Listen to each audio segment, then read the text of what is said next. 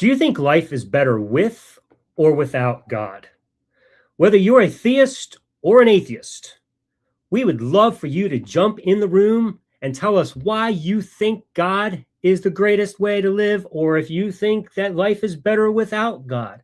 We just want to know what you think and why. The link to the open room is pinned in the comments and in the info. The Deconversionist starts right now.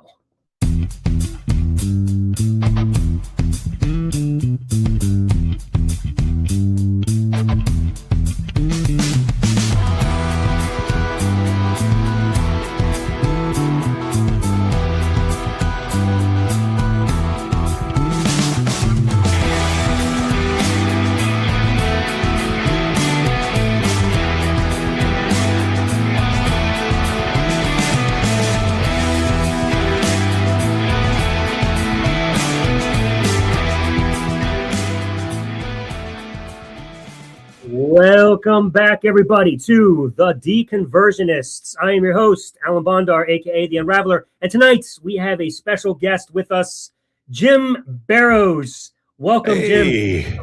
How's it going? Great, man. We're so glad to have you. In case you're wondering why Elliot's out tonight, everybody, he has had an appointment and just wasn't able to make it, but he will be back next Tuesday for our continuation of the Tuesday nights shows at 6 p.m. Eastern. 5 p.m. Central. So anyway, Jim, you get to be a co-host on the first Tuesday night episode. Look at that. Oh, hey. Wow. Well, hopefully we get some good folks coming in and we can have some good conversations. And if not, I think you and I will have some pretty good conversations. So I agree. I mean, how fun will it be to just figure out what you and I think about life with or without God? And I'm sure we've got lots to share. But before we do, just let everybody know that's in the chat and joining in. The comment or the link to the room is pinned in the comments. It's also in the info. We encourage you to hit that and hop in the room. We don't care if you're a theist or an atheist. We just want to hear from you because this is an exciting opportunity for us to hear what's going on in your life. Is life better with God or is life better without God? In fact, we have a poll that we're doing tonight. We are interested in your thoughts. Life is 1, better with God, 2, better without God, 3, the same with or without God, or 4, undecided about life regarding God. Cast your vote so we can see by the end of it what the numbers look like. We're just curious. So that'll be up for just a couple minutes and then I'll hide it, but just try to remember what they are.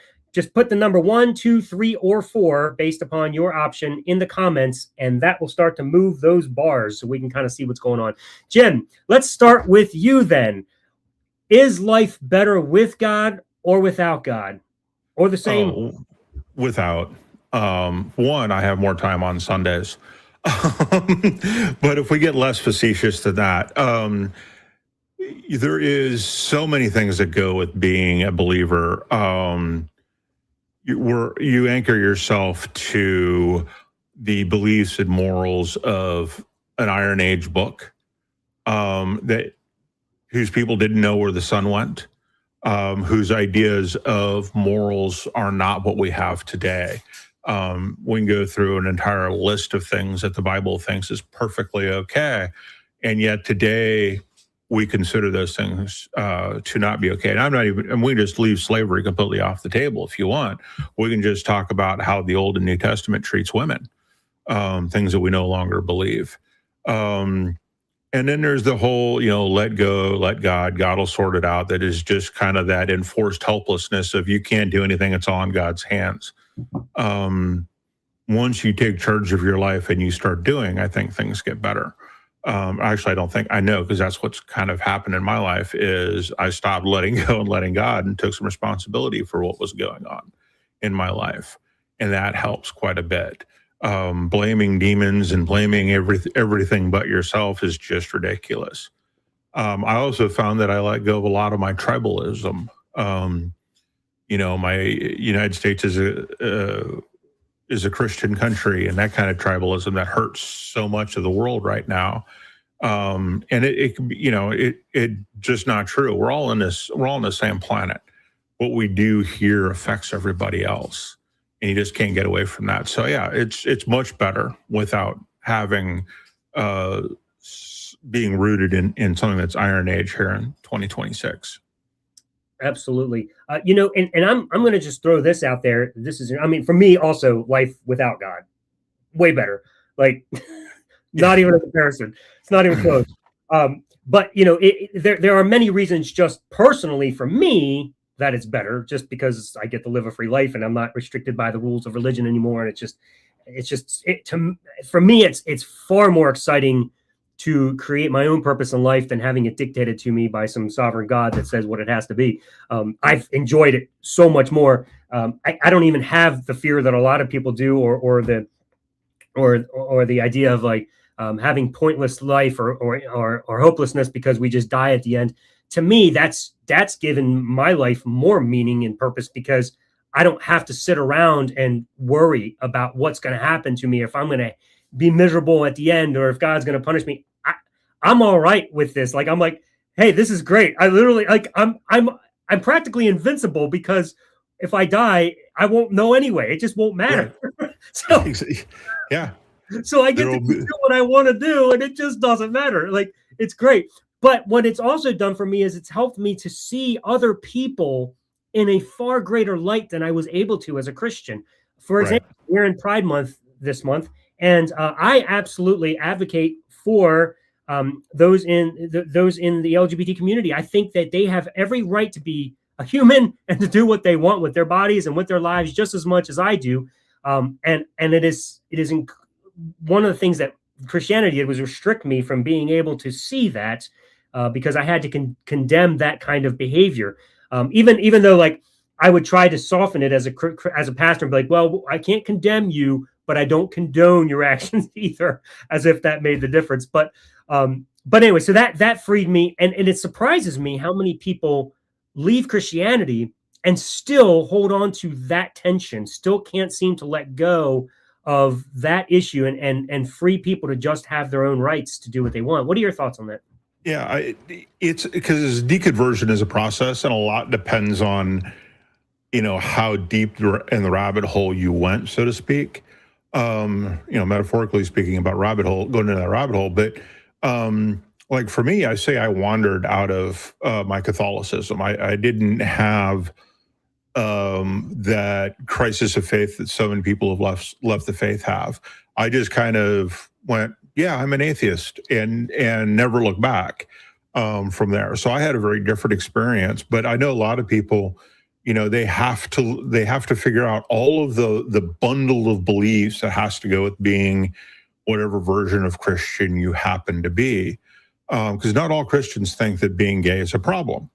I think those folks are more biblically oriented, because again, you got to go back and read the original and understand the words in context to realize that their concepts of things are not our concepts of things. And so if you're trying to apply modern usages of words to then, you're going to screw it all up.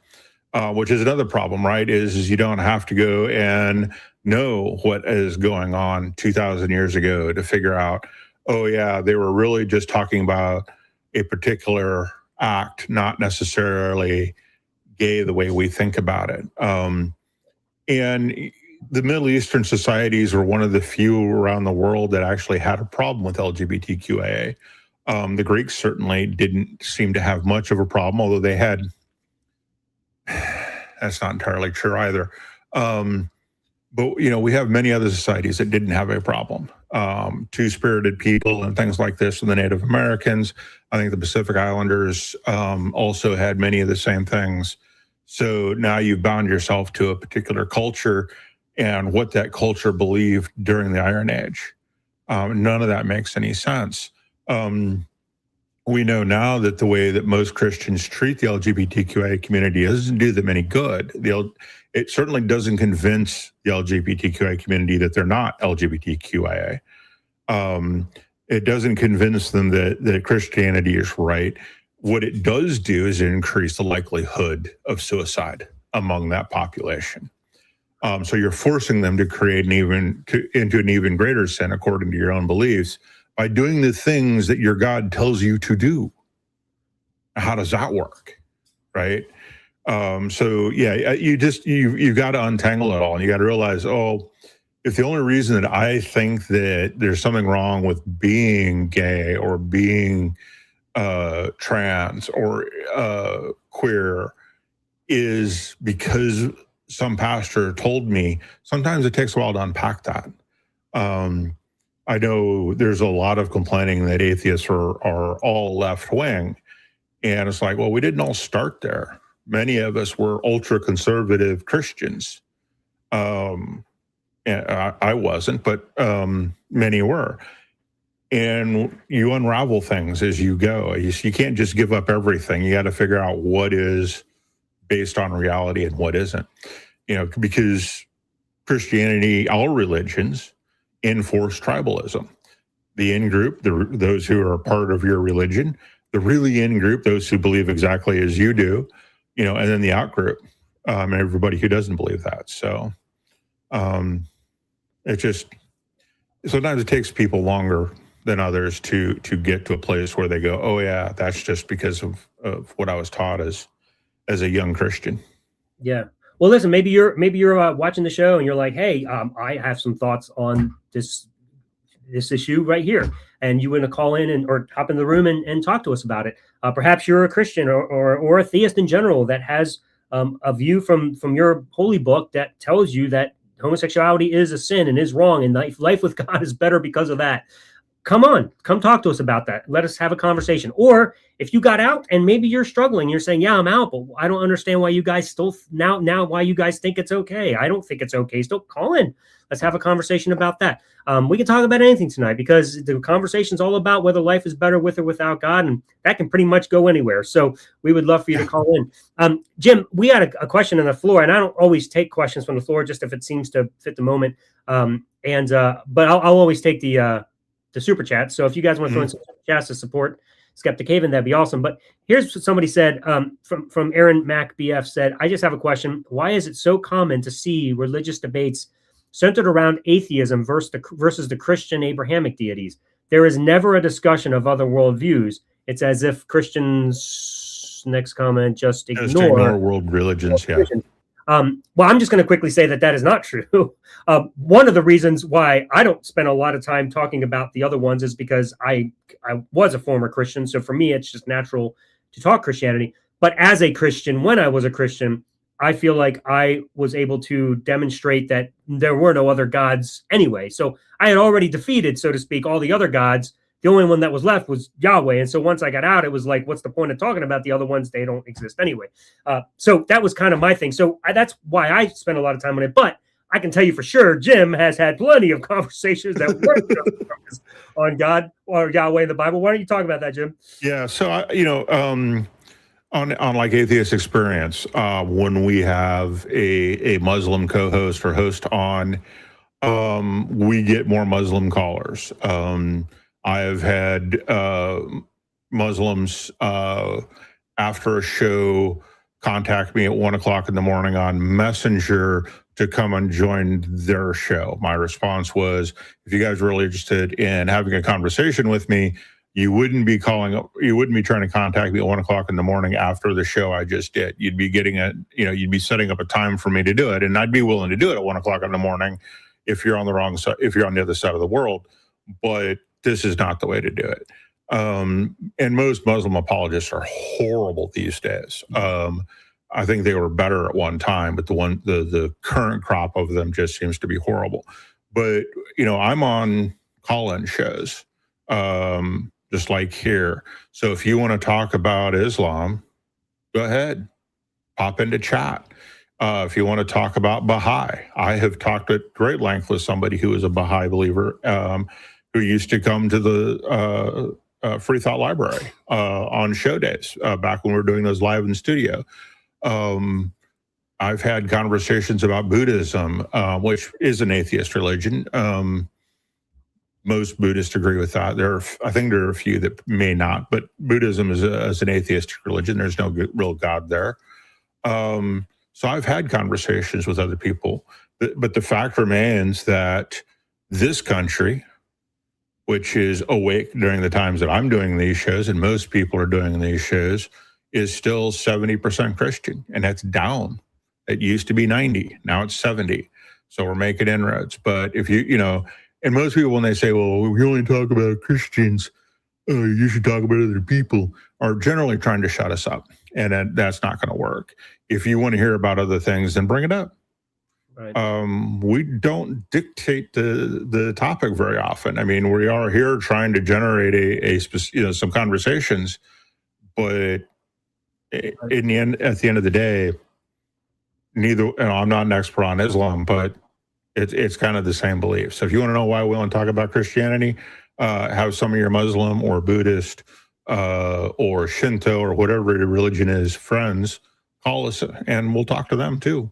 We don't care. Right on. Jim, we do have somebody behind the scenes here who wants to pop in the room. We have Andrew Frederick. Andrew, question for you. You're driving right now. Is there a way that you can pull over somewhere to talk, or call us back when you are pulled over? Just don't want to take a chance with you driving and us having a deep thought conversation. No, I can't. I don't make any money when the wheels stop rolling. Yeah, I know. It looks like you're in an 18-wheeler and a tractor, so. Yeah, I called in before. We've spoken before. Yeah. Do you recall? Yeah, I do. And you were in the car the first time, and we said that we don't really want to do this in the car anymore because I just don't want to be the one that causes an accident. So, Andrew, when you have a chance, if you can pull over somewhere, we'd love to talk to you as usual. But I just like to play it safe and not do that. Sorry, man. But we love talking to you always. So feel free to call. Especially in something rolling 70,000 pounds. Yeah, it's a little dangerous. You just need to focus your eyes on the road. So anyway, man, we do love you though. I love when you call because you're always a great person to talk to. But that's just something we're gonna pass on tonight. No driving when you talk. So talk to you soon, buddy. Give us a call back. Well, that's a bummer because I really do like Andrew. He's a great conversationalist. Yeah. But next time. Yeah, I also agree with the Trinity is made up thing. We had that conversation before we got started. In the comments. Yeah, it makes no sense. It's logically impossible. That's not the way logic works. And saying that God can do anything because he created logic is just dodging the problem. But anyway, what else were we talking about?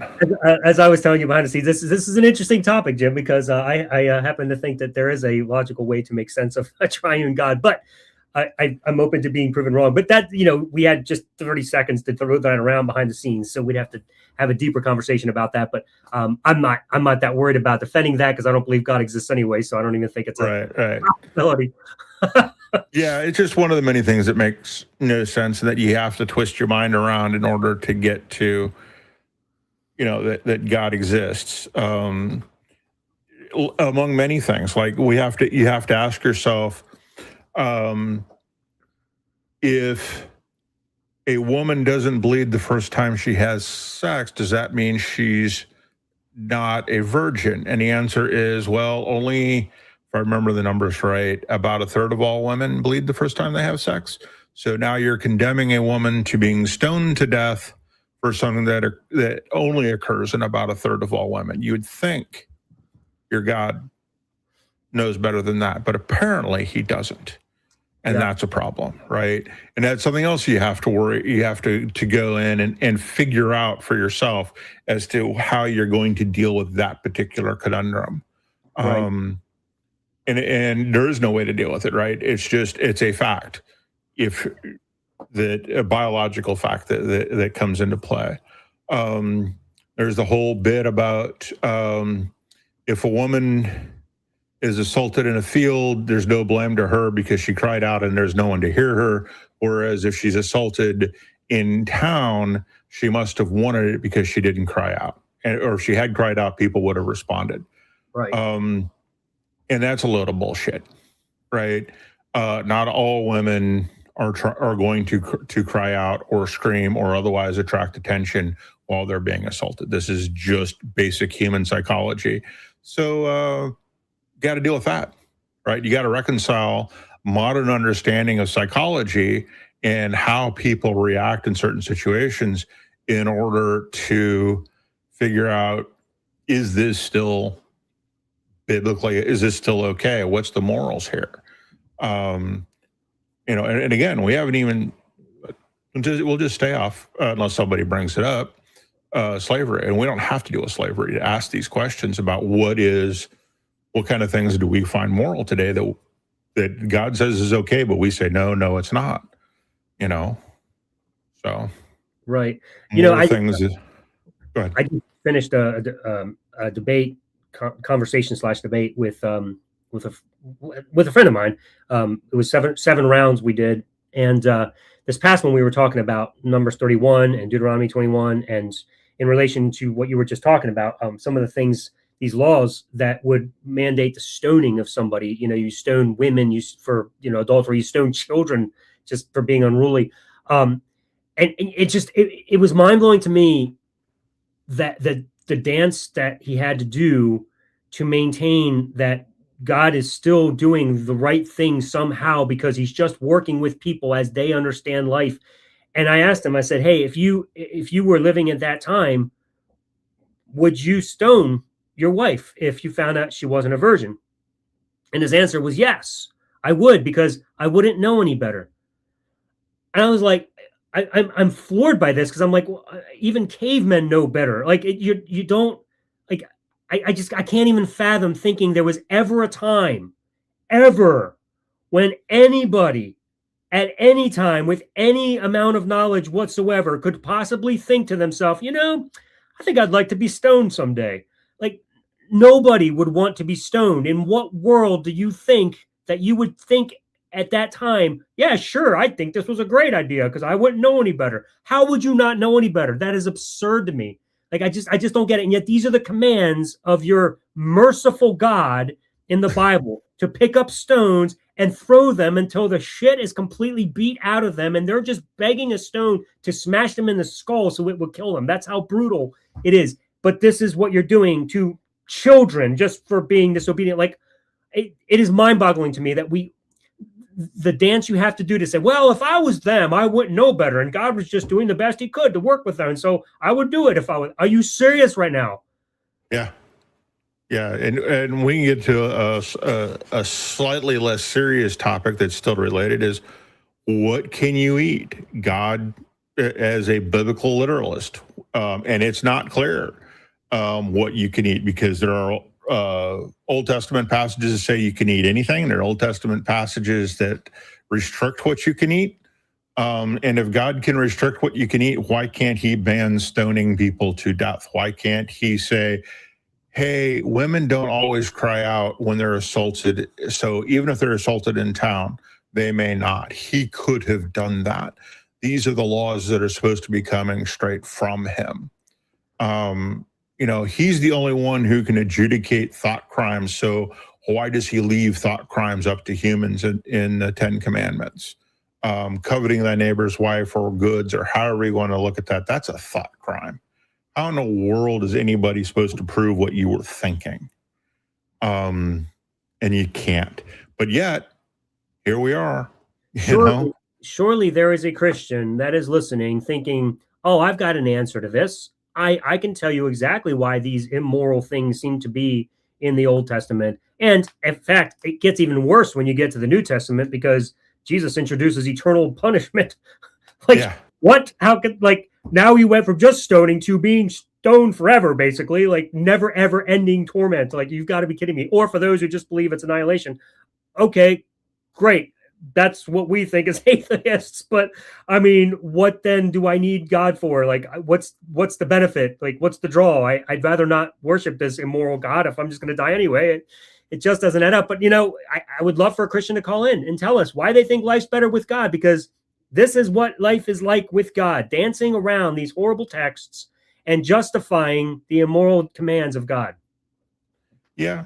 And then because God gives you a recipe for life, it just works like a recipe for a cake. That recipe is only going to, if it's a recipe for chocolate cake, that's all you're going to get is chocolate cake. What happens if you want an apple pie? We have AI coming up today. Where in the world do you find a biblical principle that will deal with the complexities of us creating a sentient mind? And AI right now is not sentient. You're not going to convince me it is, and I can probably convince you it's not, having worked with it extensively as a software engineer. But you don't have that because you don't have principles, right? Christians say there's objective morals. Okay, what are they? Because is it objectively wrong for somebody to make fun of a prophet? Because God sent bears to kill them, and they were boys. And boys will be boys, right? That's Christians' excuse for why, men sexually assault women. Boys will be boys. That's the excuse that we hear, especially if it's a pastor. How do you get to anything that is modern and modern problems from the Bible? I just don't see how you do it, because there are no principles there. It's all do this, don't do that. It's all just chocolate case recipes, and we're in a world where apple pies exist, and ice cream, and Snickers bars, and Cokes. There's recipes for everything else, but the only thing the Bible does is, oh, look, here's chocolate cake. That's what you got to have. There's no way you can derive principles from anything in the Bible. It's just too chaotic and crazy. Yeah. So tonight we are doing a poll. If you don't want to jump in the room, at least take the poll. We would love to hear from you. Help balance out these lines. So far, life is better without God is winning. So just type in 1, 2, 3, or 4. Which one do you think? Is life better with God? Put 1. If life better without God, put a 2 in the comments.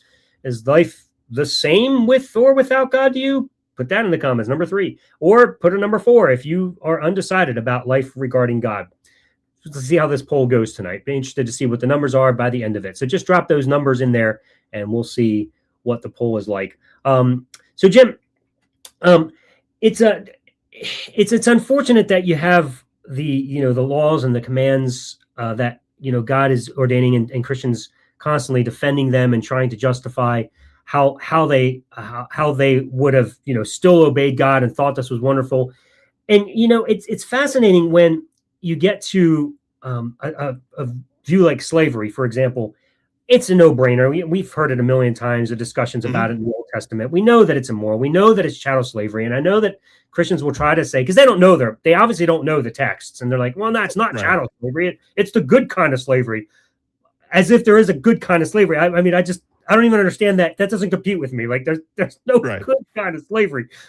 Anytime you own somebody, that's not good. Like I just don't understand that. But at any rate, so that's just going to the Old Testament and seeing the problems with it.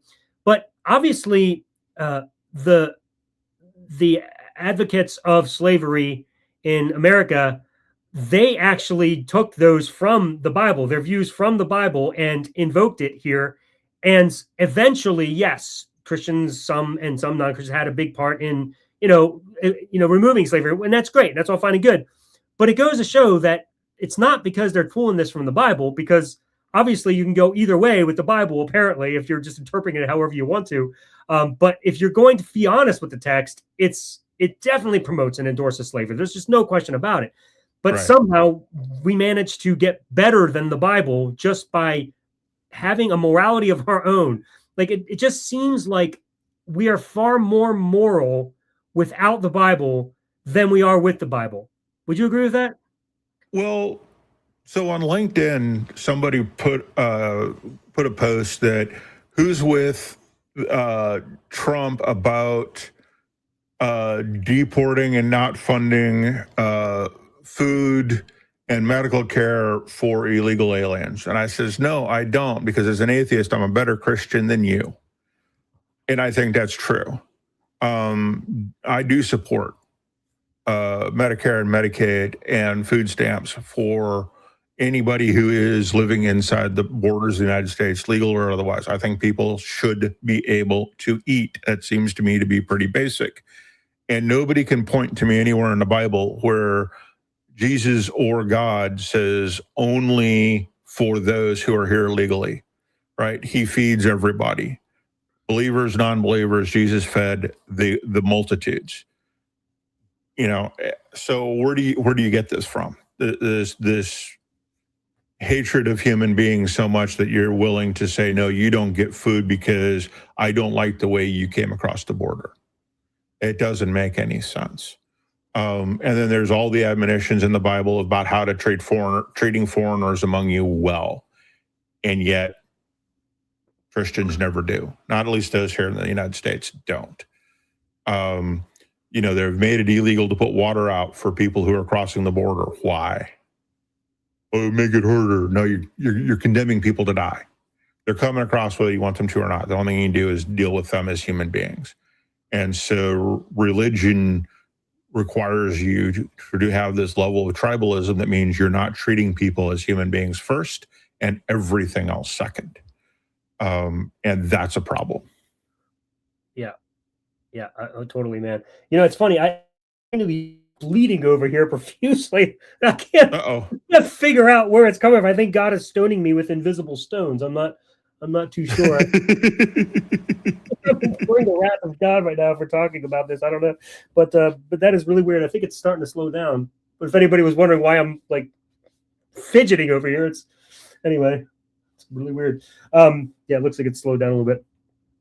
So I caught most of what you said there as I was bleeding to death over here. But what other things make life better without God, Jim? I have more friends now than I did as a Catholic. I don't have to depend on. I don't care what the Pope says about anything. When he says stuff that's good, I can go, yay, well done. And when he says stuff that's stupid, I can go, you're an idiot. I don't have to accept him as being, infallible. And I don't have to accept the logic that goes behind it. I think that's my biggest problem with most religions is that I don't have... coming out, not being a Catholic anymore, not being a Christian anymore means that I can think critically about everything. I don't have to accept anything on faith, on just believe until it becomes true in your mind. I don't have to do any of that bullshit. And that's exactly what it is. I don't have to substitute my own ability to critically think for some Iron Age book that doesn't know that the world is a sphere, that doesn't know where the sun goes, that thinks whales are fish and that whales can swallow human beings. Yeah. None of this stuff do I have to believe. I don't have to believe that what God says is good just because he says it. I can ask the very important question. What makes being LGBTQIA bad? What makes not being a virgin on your wedding night bad? What is the problem there? What is the actual moral? Just because God says it is doesn't make it so. Because God says a lot of stuff that isn't good. I'm going to pause you for just a second. Ben Jaminjo asks if we want him to pop in to ask a semi-philosophical question. Of course. And you're welcome to call in about anything. So go ahead and hop in the room and we'll bring you in. We'd love to talk to you. But anyway, you can keep going. I just wanted to make sure he knew he could hop in. Yeah, no. It's those things that you can now do. You can now look at actual evidence and accept things on evidence. You don't have to accept things just because somebody said they're true. You don't have to accept them because the Council of Nicaea decided the Trinity exists and then waved their hands and said it's a mystery. You don't have to do any of that. You can just go, oh, you're going to wave your hand and say it's a mystery? Guess what? I don't have to believe you. Right. As soon as you hear that, there's bullshit. Your bullshit detector should go off every time somebody says, well, it's a mystery we don't understand. Yeah. I was just talking with my wife the other day, some of the things of my upbringing and stuff in a Christian family. I was always the one pushing the envelope with questions. Like if things didn't set right, I had to figure it out. Like I wasn't content to just be like, well, this is just what I've always believed. That just doesn't work for me. So I journeyed all over the place in theology and, until I ended up with full preterism and then eventually atheism. But I never sat still because my mind was always questioning. I always had questions. Right. But I was raised in a home where when I would bring up these tough questions, they were often suppressed. And I feel like a lot of times it was because my parents didn't have answers to the tough questions. And instead of looking for them, the questions they knew the questions were going to threaten their belief. And so rather than search for the answers, the only answer I would get is, well, you're just always trying to find a fifth leg to the cat or something like that. Or, trust the Lord. Why are you always trying to look for things that aren't there? We just have to trust the Lord. It was that kind of thing. It's just shut your mind off and just believe, because God is real. We were never allowed to really question. Like we were allowed, I suppose. It wasn't like I would be spanked for questioning or anything, but I was never I was never given the answer. I was never even told how to get an answer. We were just shut down with just trust the Lord. That was, and I think that's one of the greatest things I find about being an atheist is I no longer have to let that guide me. Like even though I was still pushing the limits until I finally got out of Christianity, in the back of my mind, it was just the question of God's existence just never was there. Like you just kind of like push that one away. You just hold on to it. At least for people like me, who was a pastor and my livelihood depended on it. So I wasn't about willing to really entertain it, even though I'd say I did. After I lost my church, it became a lot easier to wake up and be like, well, what am I doing? Right. But at the time I didn't even know I was suppressing it. It's just, those are the kinds of things that just happen. Joseph, I'm going to ask you to put your camera on, if you don't mind. We definitely like to see you face to face on this particular show. It's just more enjoyable for us, and that's why we do it like this. So if you could throw your camera on, we'd appreciate it. We'll bring you in. Joseph, you are on stage now. Can you put your camera on for us and your mic?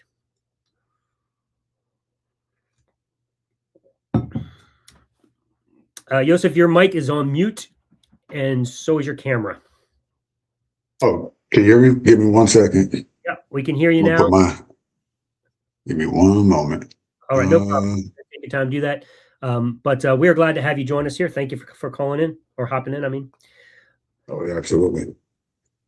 Give me 1 second. Sure thing. Set my camera up. In the meantime, while you're doing that, I'll pop the widget back up again. Everybody, here's where we are with the numbers. We got 50% saying better without God, and we have a split decision on life is better with God and life is the same with or without God. Whoever put that one, life is the same with or without God, I would be very interested to talk to you, because that's fascinating. I'm struggling to know how life can be the same with or without God, but by all means, hop in if you can, and let's have a conversation about that. Let me see. All right, we're still working on your camera here. Yeah, give me. No problem.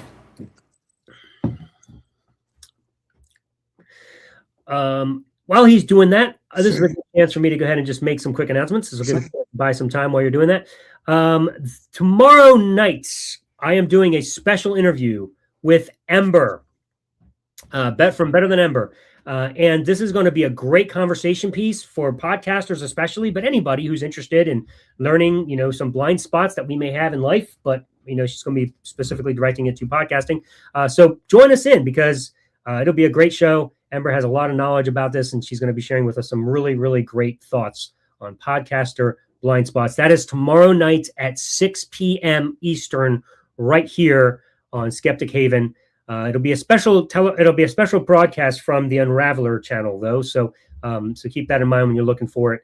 It'll be from the Unraveler channel and interview with Ember. So that is tomorrow night at 6 p.m. And then immediately following is Life After Faith with Drew Beckius and Ethan McLeod. I encourage you to, or it might be Mitchell. I'm not really sure. I apologize for destroying that name, however it works out. But it's going to be a great show. As always, Life After Faith is a great show for those of you who have left faith and have questions with your struggles or whatever, just wanting to talk to somebody who's been there, done that. So go ahead and hop in and give a call to them tomorrow night at 8 p.m. right after Podcaster Blind Spots. And then on Friday, I am having a live debate with James Prest, and that is going to be at 8 p.m. Eastern, 7 p.m. Central. That's on Friday nights. We are debating the topic, does the Bible promote evidence-based faith? James is taking the affirmative. Negative. The Bible does not promote evidence-based faith. So that is going to be a fun discussion. So join in on Friday night with J.L. Warren being the moderator. And then next week, of course, we're coming back with Elliot's and myself. Is morality possible without God? Can we do it? That's going to be the topic of conversation next week. So bring your arguments. Show us how God is necessary for morality. That is the topic next week. So we hope that you'll come back and join us. lots of stuff going on this week. So thank you guys for being a part of the show tonight. And we've got Joseph. Am I saying that right? Or is it Joseph? Surprisingly, you're absolutely right. It was Joseph? All right, perfect. So thanks for joining us, Joseph. Great to have you. My co-host, Jim. What are you calling about? Go ahead and talk to us. So I have a question. It just came to my head. And it's weird as I'm on YouTube. I go on YouTube and I see your channel for the first time. And it happened to be a group of atheists. And I had this question in my head that I would pose to atheists. So I'm just curious to see how you two would answer it.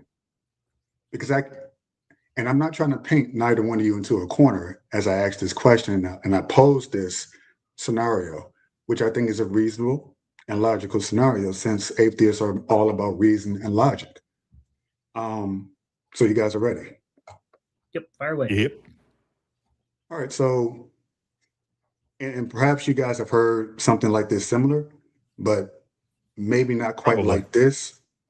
Most likely, because you guys are much older than I am, but I'm hoping I do something a little bit different that you Is guys. it that obvious? Yeah. Well, And it has nothing to do with age. It has to do with the fact that I've been doing this for I over gotta 10 keep years right and here. talking Yeah, to obviously, but you're- thousands of people. So, and it Yeah, has lots of more to do, experience. yeah, it has nothing to do with age. It has to do with the fact that I've been doing this for 10 years, longer than 10 years, I think now.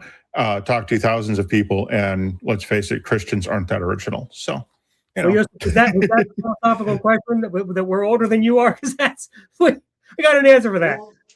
Yeah, that as well as experience. So I know it's a lot of, we've heard it before. So I try my best to think of something. It might not be super original, but it'll be maybe a little creative. But I could be proven wrong. So right, the just question is go as for follows. So you guys have, I'm sure you guys have ever owned a Rolex watch before, right? I may You have. want to know with the watchmaker argument? Well, like I said, I kind of figured you know where I was going to go, but I'm going to go down that road just slightly, but I'm not going to go too far into it because you already kind of know. But Yeah, it's a but I'm also, teleological argument. Yeah. well, so if you understand, well, have you ever met someone who's created a Rolex watch? Have you ever met them personally? Have you ever met them, or you assume that there's a watchmaker No, so behind? here's the problem you have when you're going to go with the teleological argument, the argument from design. The first problem that you have is that the human brain is a pattern recognition engine, and evolution has selected for someone who sees design in almost anything. Did the bushes move because of the wind or because there's a predator? If you assume it's a predator, you're more likely to survive because you're going to run away from the predator, right? So we select for seeing things that aren't really there and seeing design where there really isn't any. Pareidolia is the technical term for this that psychologists will talk about, our ability to see human faces where there aren't any and these kinds of things. So once you get over that and you start looking at, well, how do we determine what is designed? There's only really two ways to do it. One is to produce the designer and have that designer show you how they did it. Since we're talking about God, produce God. That hasn't happened. So the other way to do it is to take the object you're looking at and compare it to something else that you know to be natural or designed. So if I show you an object that moves by leaping and it has cogs as its primary motivation, is that natural or is that designed?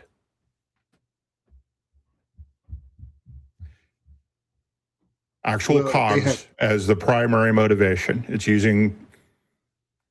Now, if you say, there's a tendency to want to say, well, that's designed because the only time we see cogs is when humans have created them.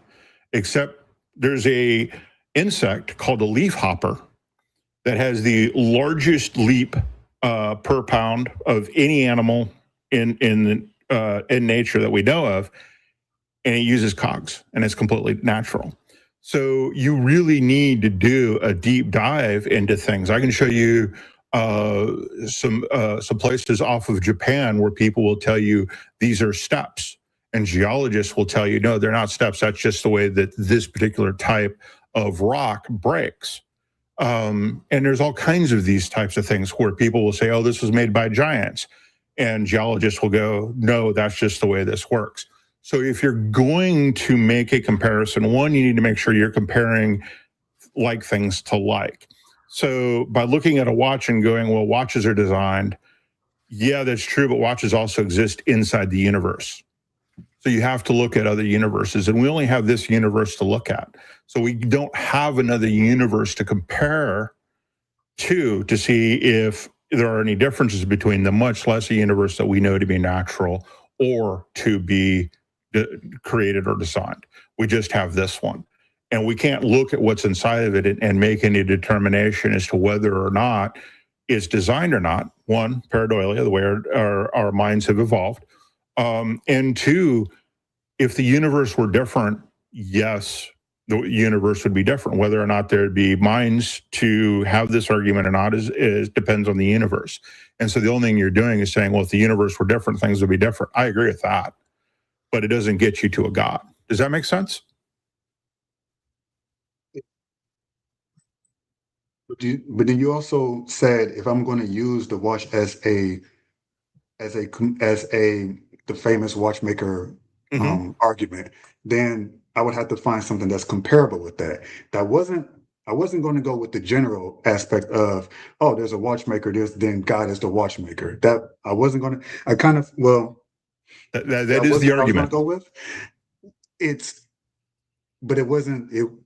You in a way you made the argument for me by assuming that I was going to say that the watchmaker is comparable to a God, but I wasn't even going to go that far.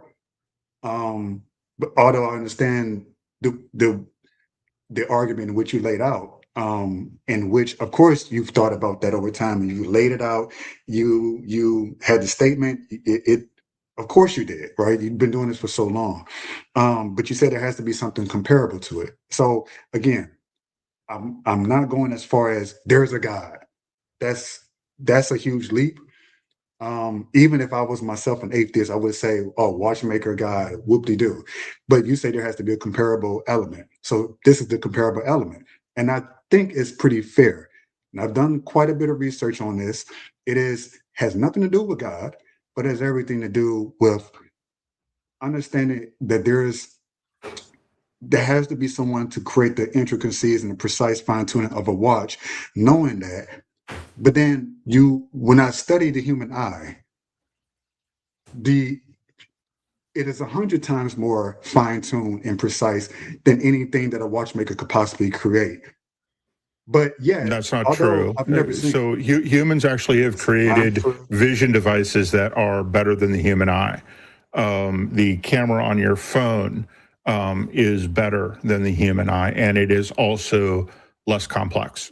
It is simpler. There's a lot of unnecessary. Now, I do wear glasses, just like you do. I just don't wear them while I'm on the computer. So those are problems that you. Pardon? The camera, and I don't disagree with that. However, the camera in which the 1080p and all this high definition is insane. The 4K, what the camera cannot do is perceive the things that if you're married, I'm sure you have a wife, the first thing you notice, wow, she's beautiful.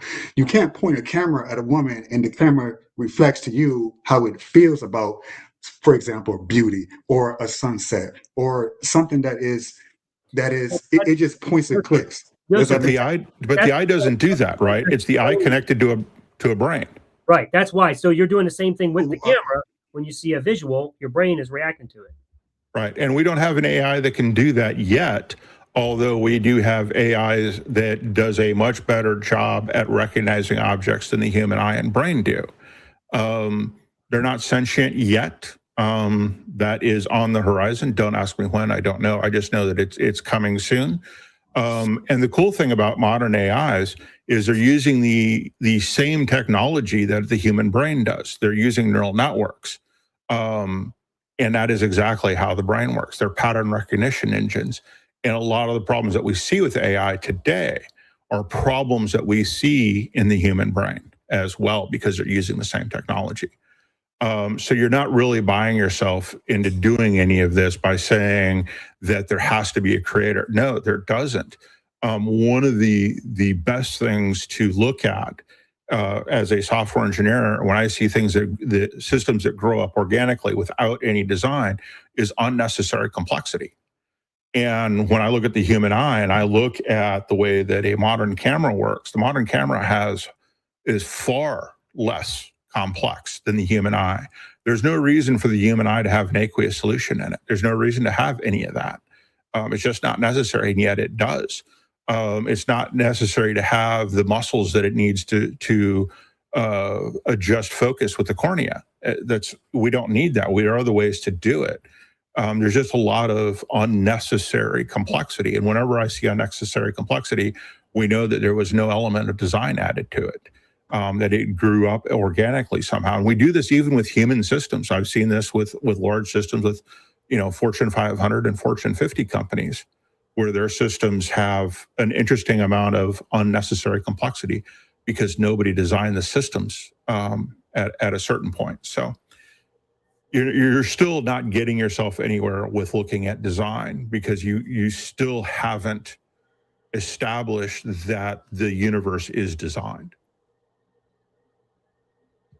Well, even with as you say, the inefficiencies or the of the human eye compared to modern technology, there's still have to, in order to create the technology, someone had to been able to have some sort of vision, whether it be actual sighted vision or some sort of vision in their head. I have an idea, by AI or 1080p. That sounds cool. What if I can enhance it? What if I can create these glasses for someone who has terrible vision to see better?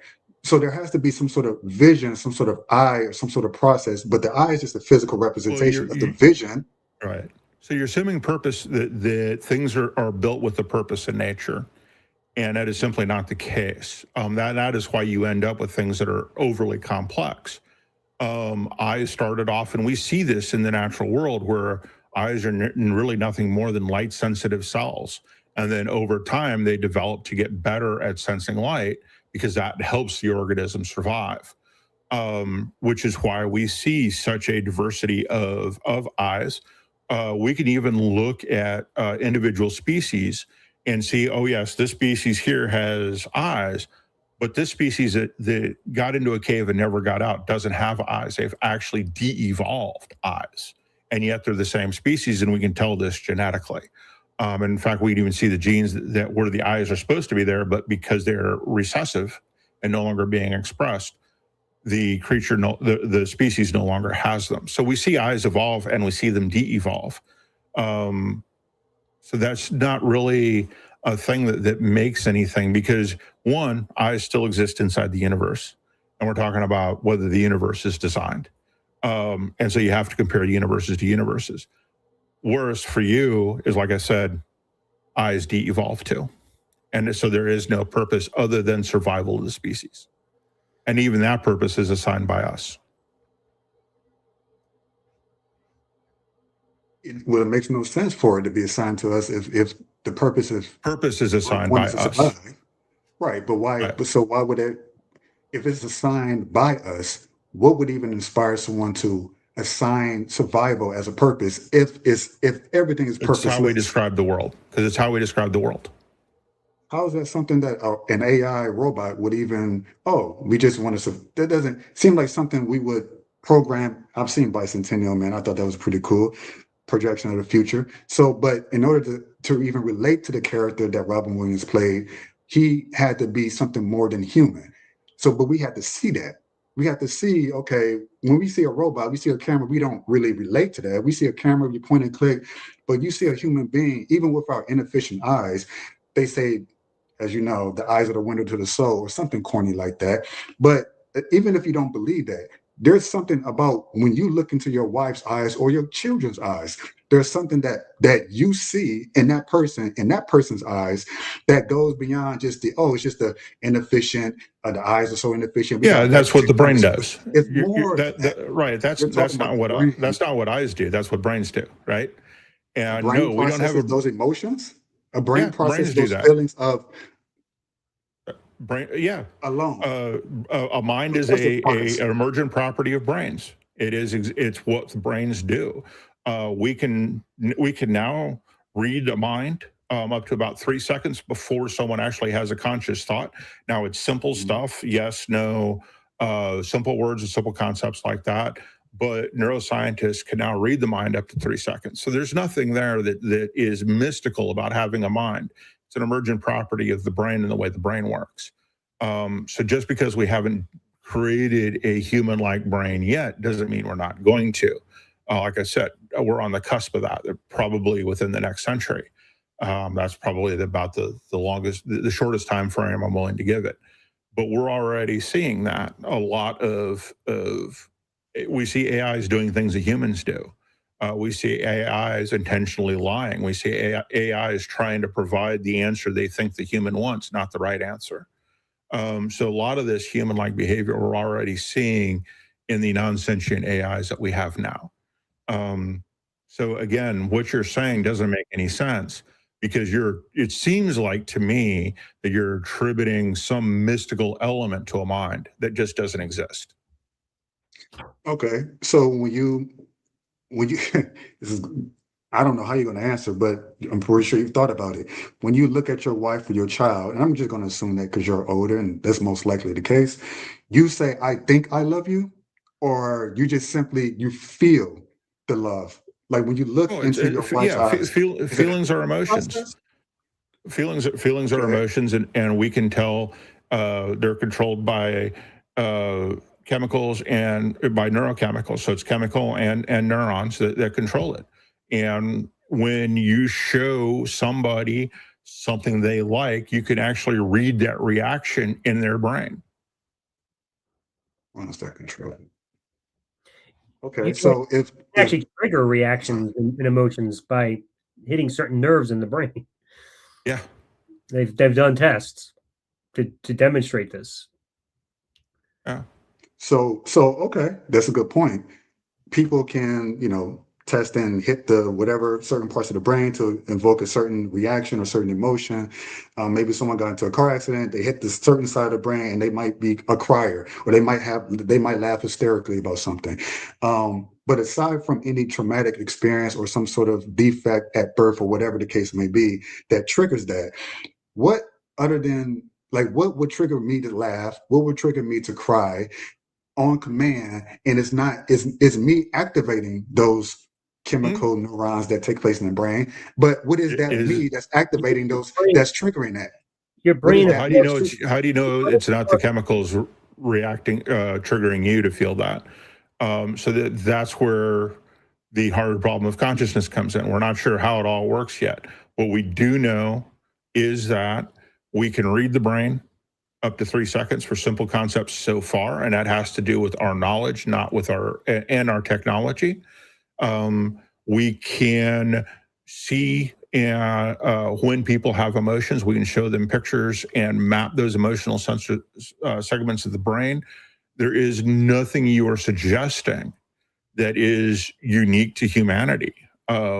We can do the same thing. I mean, we practice. We don't probe human brains. That would be unethical. So we're using animal brains to do it. There's just nothing that we see that indicates to us that there's anything more than us being meat suits walking around. And we information over time as well, and it tells and it reacts based on the information that it's developed. And I imagine a lot of that actually happens in the womb, because as the baby's developing in its mother's womb, it also learns sensory reactions that mimic the mother's. So a lot of this is developed. It's not, you don't just wake up one day and all of a sudden have all these emotions. Right? Because we all have to learn how to even regulating our emotions. You're crying a lot when you're a baby, and you learn how to regulate that. You're doing a lot of things you shouldn't do, but you know how to regulate it. So yeah, you can be taught how to do these things, but it's not just, to me, it mentally doesn't make a whole lot of sense for it to just be, oh, we're just a mother's just chemically targeting a baby to control their emotions. They're just chemically targeting this mass or of atoms that just randomly put themselves together to not doing there's appropriate nothing. There's things in the nothing random situation. about the only thing that's random in the universe is quantum mechanics. Everything else is not. It's semi-random at best. Is the closest you're going to get to random. The laws of thermodynamics rule, and we are a result of the laws of thermodynamics, whether we want to be or not. We're getting into topics like the hard problem of consciousness. We're getting into solipsism and hard solipsism, and are we brains in a vat? Do we know, free will, and what is free will? And these are problems we haven't solved yet. But the fact that we haven't solved them does not in any way point to anything supernatural. Well, I'd like to just ask a question here, though, because let's just say that it isn't the brain, and let's just say that we have no clue what we're talking about, and let's just say we're way off, and every scientist is wrong, and we know nothing about how emotions are formed, whatever. What's the alternative? What are you suggesting produces these emotions? I'm actually not disagreeing with the scientific element of how emotions are produced. It is chemically a process that takes place within the brain. I guess my only question is, aside from manipulating that, which can be done, similar to how a doctor might hit your knee and your knee just moves up involuntarily. But yet, in all of the cases when a doctor is not hitting my knee with whatever that hammer is, I can move my leg up and down like I'm doing now.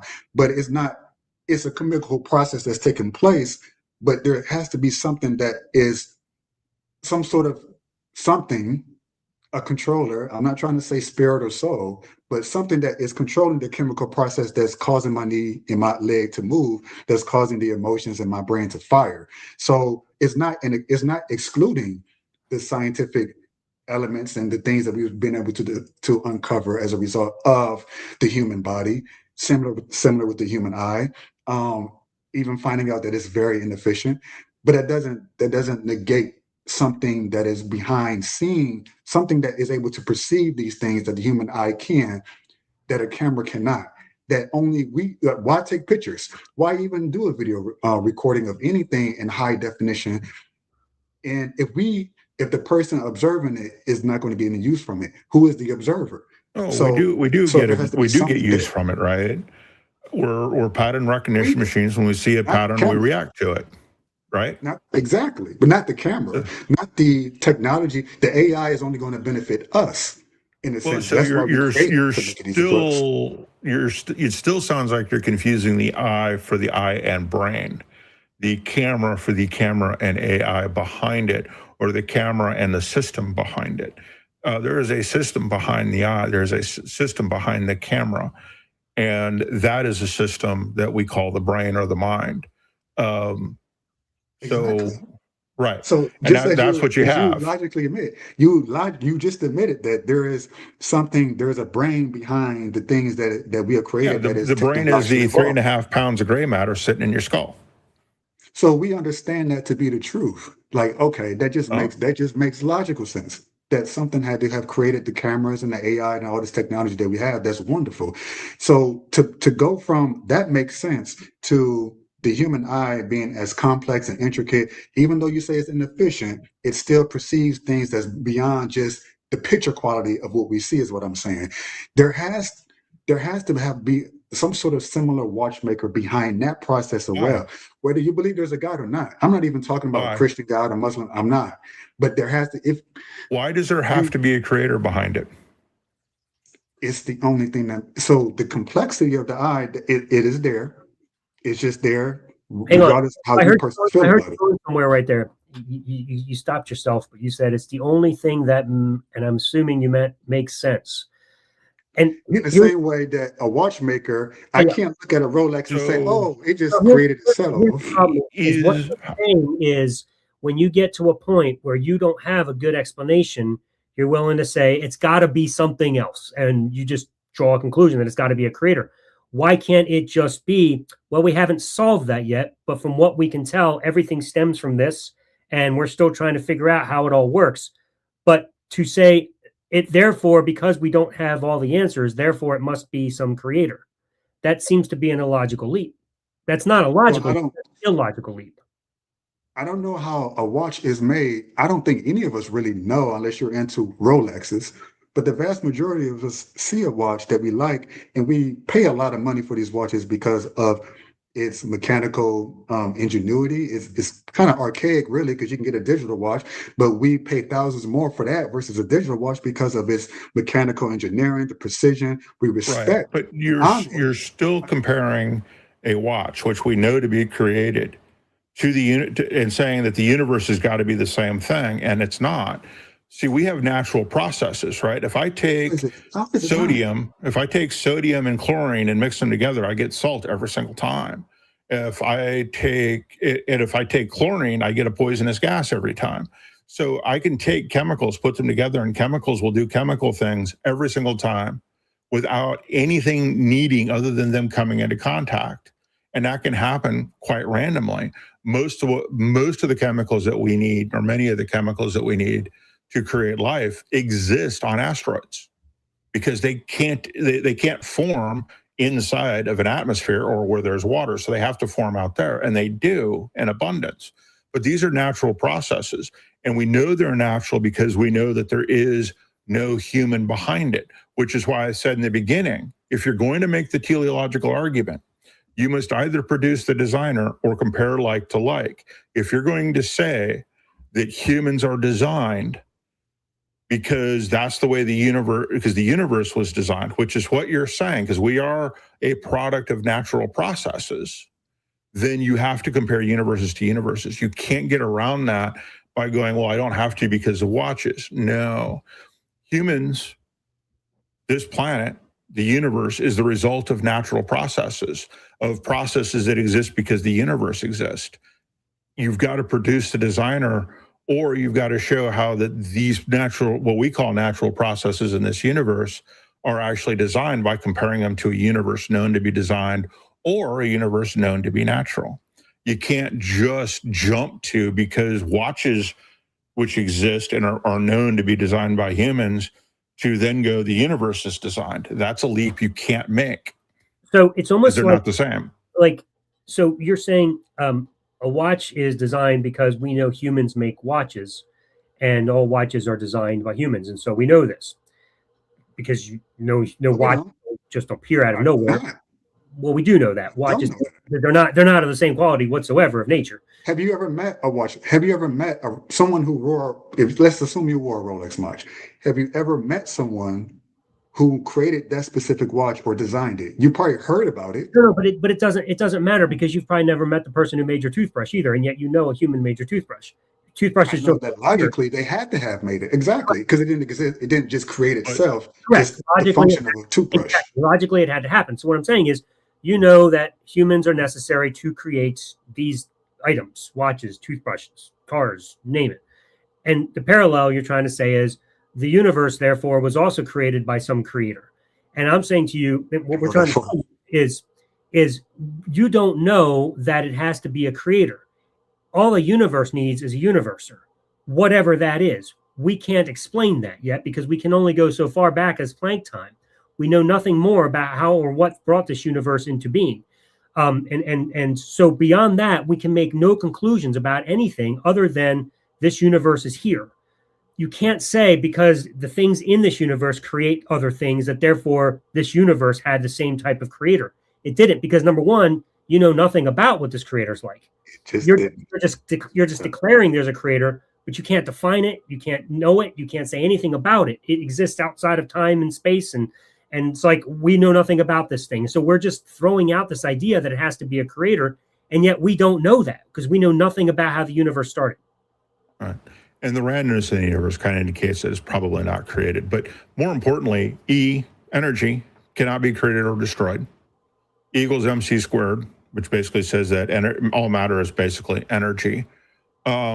So we don't need anything more to create the universe than the presence of energy, and we know that energy cannot be created nor destroyed.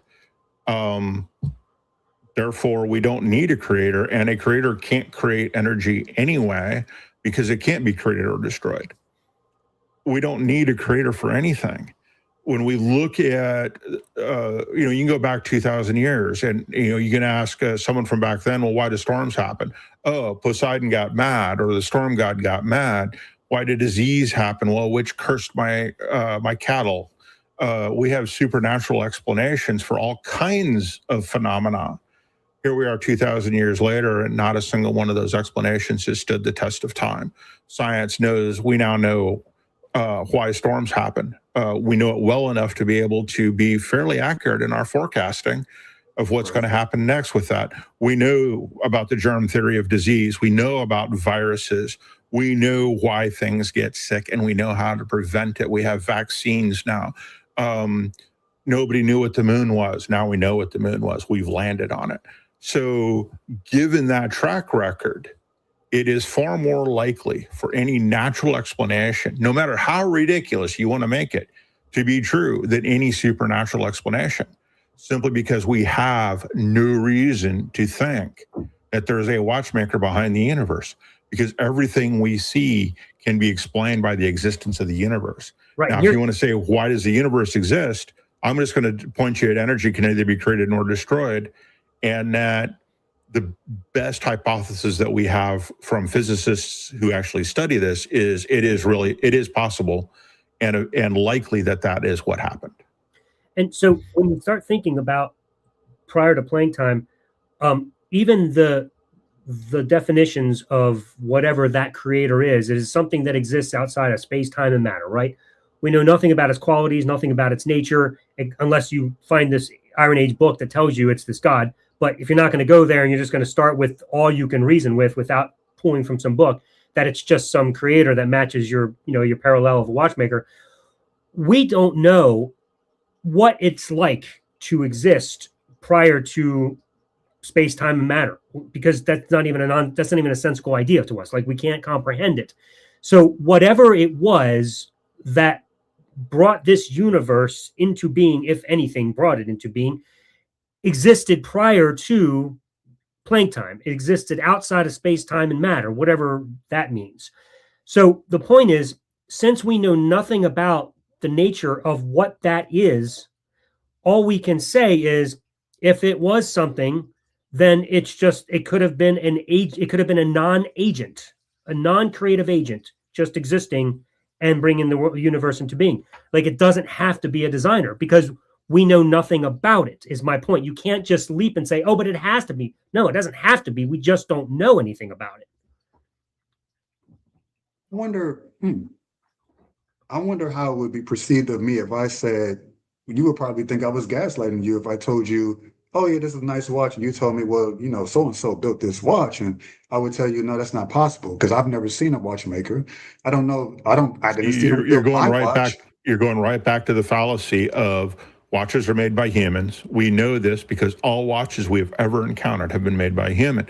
Worse for you, we can also go in and go, look, this watch is made from an alloy that we don't see in nature. Therefore, it had to have been created. We can look at that and go, this is made out of really, really complex, very, very small, very, very precise cogs. And we the only thing that we have in nature that looks close is a leaf hopper. And these cogs are way, way better than what the leaf hopper does. We could even look at, there are some animals near thermal vents in the ocean that have a iron shell, but that doesn't get you anywhere either by saying, oh, look at this creature over here that has an iron shell, because you're talking about an alloy. You're talking about two metals that have to get mixed somehow precisely that we don't know. And then you have springs and you have all of this stuff. But ultimately what you have is stuff that exists inside of the universe. And what we compare this watch to determine if it's natural or not is other things inside the universe. So you're still comparing like to like. But to say, well, this watch was created, therefore the universe has to be created. The watch is not the universe. It exists inside the universe. So you can't get there from where you're trying to. So every time you go back to the watch thing, it's the same fallacy. It's the same fallacy. But yet, for me, I mean, you went to the universe. I really wanted to keep it on just comparing the taking the different alloys and the different metals and all these complexities that makes a watch, which is why I chose the watch, and not just anything like a toothbrush. But again, to reiterate, just our appreciation for such a beautiful thing and such a mechanical thing, that we know that it was because of the way it's designed. There's something different about the way it was designed. And so again, the human eye, the way it is designed, it's parallel or similar to that of someone who created the watch. So for me to make the leap and say the eye is nowhere close to the same as design of a watch. And we can look at that because a watch is as simple as it needs to be. It is an example of good design. Good design is as simple as it needs to be, and no more and no simpler. The human eye is not that. Absolutely. The human eye is absolutely badly designed. We know this because we have to fix it, right? Things that are well designed don't have to be fixed, especially just from normal usage. We do that because we don't have, because of friction and other things that come into play. But you can't compare these two.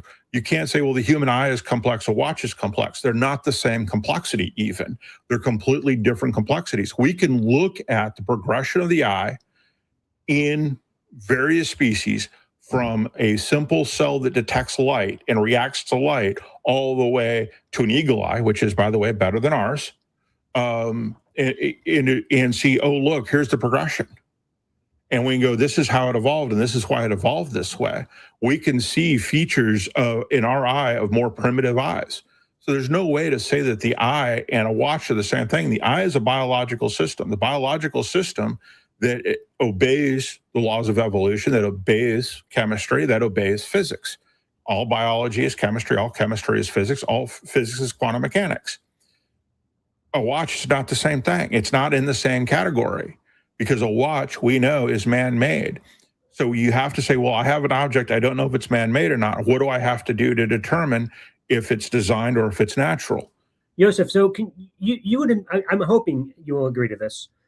Let's just say we found a watch. We don't know who the watchmaker is, to your point, right? Like, oh, we haven't seen who this watchmaker is. Do you think that we could potentially go and find that watchmaker and ask him to show us how he made the watch and watch him make another one? Potential. Yes. Sure, right? Because Absolutely. you can find human beings because they're all around us, and in all likelihood, even if we couldn't find that watchmaker, we could find another one and be like, hey, did the watchmaker make this? And they could be like, oh, obviously, let me show you how, right? So we can verify watches by the humans that we can go to, even if you don't know them today. Can you go somewhere and find the human maker, a human eye maker? Where are you going to find that? It's a completely different thing, man. You can't make that leap and say, oh, well, it has to be a designer, because you can't verify that in any way, shape, or form. I think I can answer that question to the best of my ability, because I love that question and that analogy. Is that, of course, we can go, okay, this is the serial number to the watch. I want to find out who made this watch. In the same way, when I think about some pretty logical, reasonable person, I say, well, this eye thing, it's just marvelous. I see a rainbow. I'm like, how is that? Why do I feel anything about seeing a rainbow when there's nothing but colors in the sky that just magically came together, and right? Yeah, but for some reason, those magical combinations of colors and seeing a rainbow makes my eyes water. When I'm looking at a baby doing something silly, it makes me laugh because I'm seeing this child doing something insane that brings me joy. But it shouldn't bring me joy. I shouldn't feel anything. Yeah, you're doing the same. You're doing the same thing, right? You're going from how eyes work to how the eye and the brain works, and that makes no sense. Let's give him a second. He said he's getting there. So get there. Get to how you're going to show me that you can get to a creator for the human. So in the same way, and the only reason why I brought those examples is because I wanted to know how I can see something like that and be moved by something like that. So it's more than just a biochemical process. I said, well, shouldn't it just be me observing like a camera pointing at something, an object, and feeling nothing? Why do I feel anything when I observe? Why is that different from a camera pointing at something and the camera not reacting the same way that I do as a human being? So in the same way, wait, hold on one second. In the same way you said, but I need you to give me the straight answer. Can you go and find this human maker so we can observe and do another one? I'm giving you. I'm doing the best I can because I'm just trying to get the format. You guys, when you ask me, okay, how if I can go to a watchmaker and ask the question, I guess since you want a straight answer, yes, I can go to the watchmaker, so to speak, of the eyes and ask the question. Because I know I didn't create the eyes. I know my parents had some involvement in it, but then I wonder, how do they see? How do they? So in the same way I'm asking, well, the serial number, what is the serial number? The serial number is our fingerprints. The serial number is the uniqueness of our eyes. And I'm asking the same question. So are you saying parents are the creators of humans? So I get that. I'm sorry. Are you saying parents are the creators of humans? Because I agree. We can go to the parents and see, we can even watch them make another one. Right, which is the beautiful, well, creating, birth, and all of that. That's right. So the parents are as far as that in itself is a miracle. You can't get to a creator outside this universe. I'm still curious how you're going to go to a human eye maker that's not your parents. How can I go to a human eye maker that's not my parents? Well, because someone had to have made, so it can go forever, but we won't go there. But in the sense that knowing that they're human as I am human, their eyes are created as my eyes were created. And yes, we're in a way who created the eyes? Point us to the creator of the eyes. You're not getting us to the creator of the eyes, which is the question Alan asked you. Well, the creator of if the parents create the body, your parallel is and I agree with that, and they created eyes. Okay. There still has to be something behind the eyes. Yes, to observe. you're asserting that. You're asserting that, and we agree there is. It's called the brain, and the reason cameras don't react to rainbows and beauty is because they're not connected to a brain. Right. This is the same problem you run into. Is the eyes are one part of an entire system. A camera is not connected to the same system, so why would you expect them to react the same way? So the camera doesn't have the semiconductors and all these things which is essentially the brain, the platform that makes the camera work. It doesn't have an AI behind it. Yes, it doesn't have an intelligence behind it. Eyes have an intelligence. They're part of that system. Eyes have an intelligence that's part of. But I don't want to get off the track of the point, though. Yeah, we're still in the weeds here. I want you to show me how you're going to take me to the maker of this universe, the maker of the human beings, and the maker of the eyes that human beings have. If you're going to say that it's the parents of the parents of the parents of the parents, but somewhere down the line, those parents had to have some designer. Can you go to them? Just like I can take you to a watchmaker. Like, show me how we're going to empirically know whether or not this designer exists. How are you going to show this to us? How can I show it to you? In the same way, I can't show you in the same way you can say there's a watch, there's a serial number, let's go to the watchmaker, let's get proof that this watchmaker exists. I can say to you that no, I'm not interested in seeing that. And to me, that doesn't make any sense why a watchmaker, it just exists in itself, by itself. So I can choose not to go down that path with you. I can choose not to want to know where the designer is, but feign as if I am interested in wanting to know where the designer is. You're starting to dance, man. You got to see this. You're starting to dance. Now you're trying to make excuses. Yeah, you're trying to make excuses for why we don't want to see that this God exists or this creator exists, just like you wouldn't want to see the watchmaker exist. But that's not the same thing at all, because you have the capability of seeing that this watchmaker exists. You're just choosing not to. Exactly. I'm saying I'm willing to see this universe creator, but you haven't demonstrated how you can show him to me. Your answer was, you don't want to see it. You're that's absolutely right. Your answer to me literally was, well, you just don't want to see it. I'm asking you to show it to me. I'll see it clearly. Okay. I can't. If you're asking me to take you, you're saying, let me take you to the watchmaker. But then at the same time, I'm telling you, well, show me proof of a watchmaker or show me proof. I can't, I can only go to the watchmaker for the proof, right?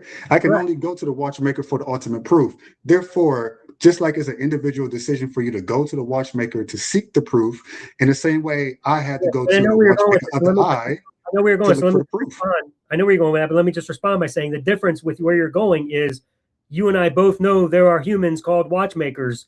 you're making a case for a God you haven't demonstrated, or a creator you haven't demonstrated exists yet to begin with, and then saying that thing I haven't demonstrated exists, you have to go to him and believe that he exists first so that you can be demonstrated that he made the human being. That's not at all equivalent, man, because you and I both know humans exist. I can literally take you to the watchmaker if we were that desperate to make a point, and that was what was going to convince you. I can make calls, we can find the watchmaker, we could go. You can't do that with this creator.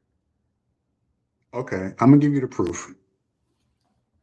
Since y'all pressing me about this proof, Right? it's gonna sound real cheesy. Please tell me it's not coming from the Bible. No. Okay, thank I goodness. don't read the Bible as much as I should, but I don't. The proof. Oh, you should read it a lot. It'll make you an atheist. Yeah. I've read quite a bit, and it's some deplorable things, but that's a whole different subject. You made some comments, and I was like, I agree with that. That I'm not throwing the baby out with the bathwater. That's a whole different thing. So, anyways, here's the proof for you, Alan.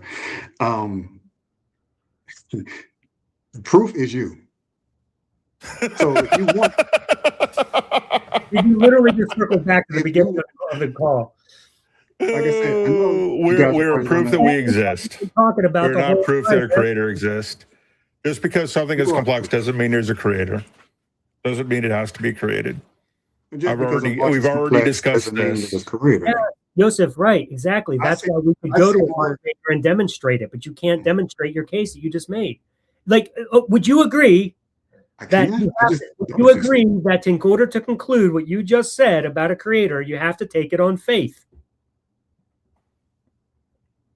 Do I have to believe a watchmaker exists? No. There's faith in things that will. I don't know what you just said. That doesn't make it. It's not at all anything I just said. So I know that a watchmaker exists, right? I don't need faith for you to know the watchmaker exists. All we need is empirical data. I can prove it to you by walking you up to the dude and saying, here he is, and he can prove to you that he makes a watch. You can't do that with empiricism at all when it comes to your creator. I'm asking you, would you admit that in order to believe this creator exists, you have to take it on faith? For me, the evidence that he exists, and I know he laughed hysterically about it, and I kind of figured you would, but I see more value in you in the evidence that a creator, so to speak, exists, at least made the eyes, because I'm looking into your eyes. I mean, why do you want me to get on camera? Can you just answer my question? Is it faith or is it evidence? Evidence can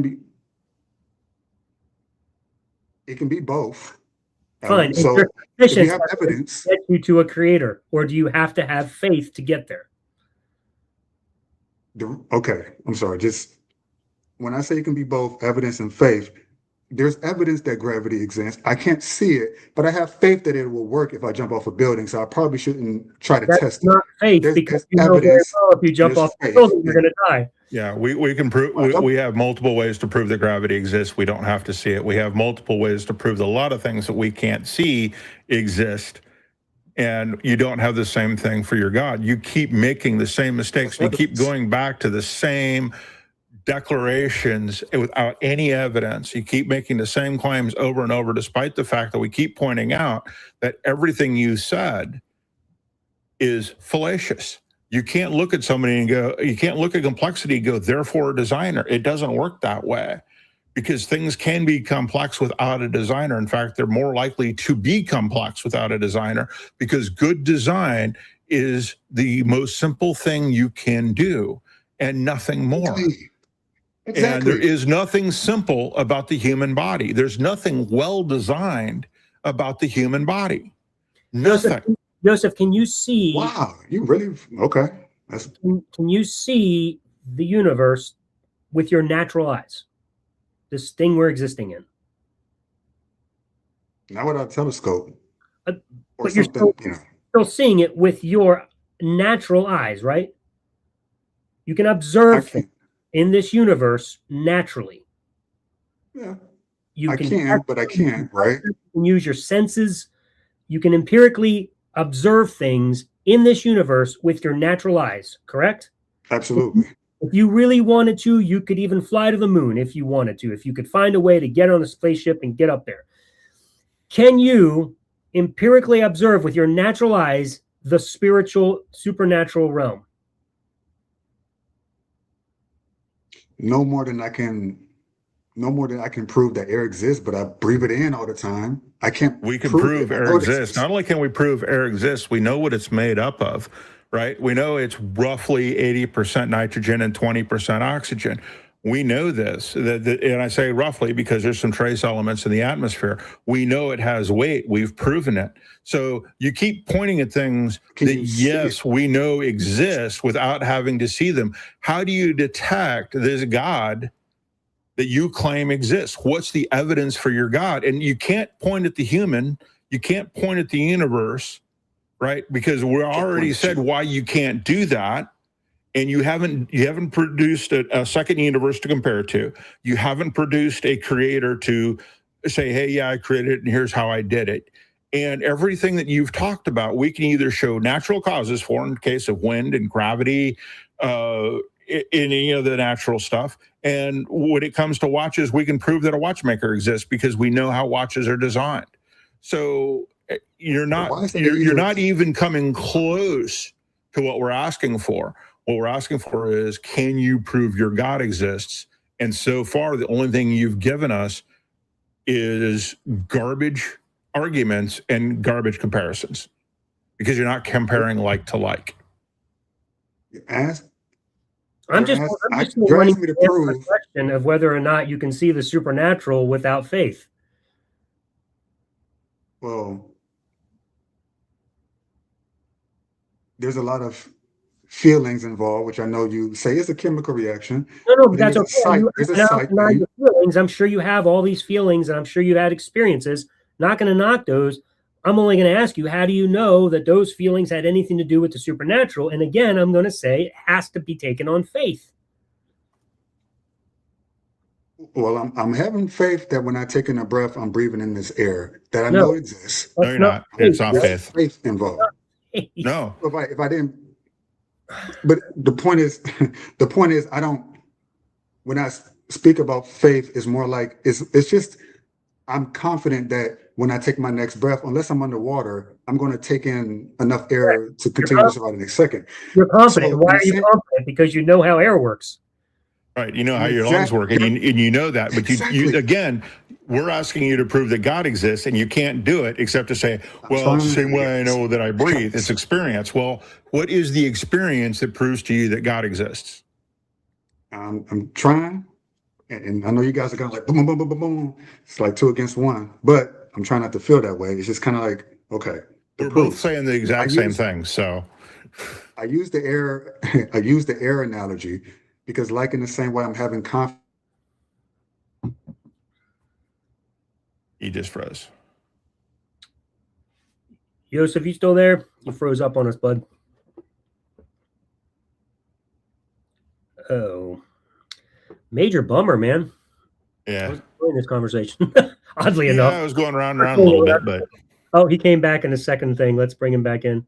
Hey, all right, I'm going to remove you from that one. Hey, we lost you in the other one, and you popped in on this one. So. Oh yeah, sorry about that. I like you out of the other one. You go ahead and keep going where you left off. So the only reason I use the air analogy, like I used the eye analogy earlier, I try to keep it simple because we think about the simplicity of what air is and how it's the compounds of it. And I would think it's like, okay, this is interesting. This nebulous thing that we can't see for the most part, unless it's really cold outside, you can see the breath. It's like that in a sense. And most of the time, you're not able to see that which you breathe in and out. We have enough confidence to continue breathing in and out. In the same way, when you say, what is the evidence of that? This might be another cheesy one that I'm sure you're probably going to get a good laugh at, is that there has to be something that gives me life, that God is the breath of life. That which you're breathing in. Can I ask you? It's similar qualities in that you can't see it the way you would with your natural eyes. These same eyes you say are inefficient, which I agree, but there's something you can feel. Even you can feel air. You can feel it. Oh, it's kind of chilly outside, or I don't feel much of it.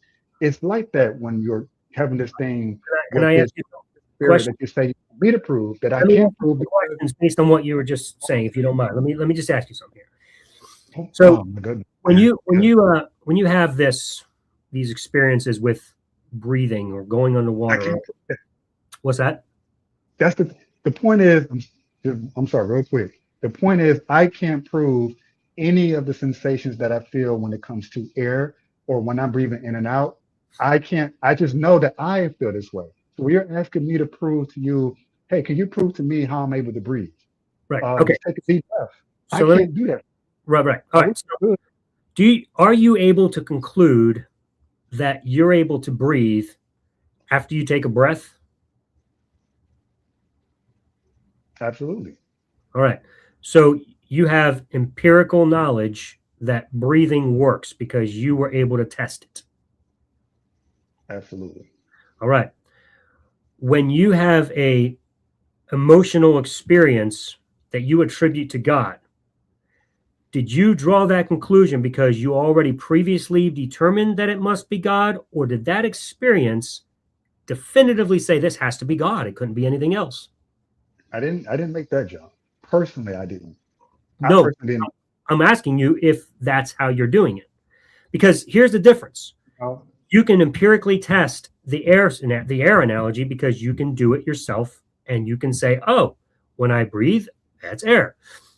When you have an experience, you have no way of knowing that it's God. All you know is you had an experience, and the only way you can attribute that experience to God is if you pre-assumed it, if you preconditioned it in your mind to say, when this type of thing happens, that's God. That's not evidence. That's faith.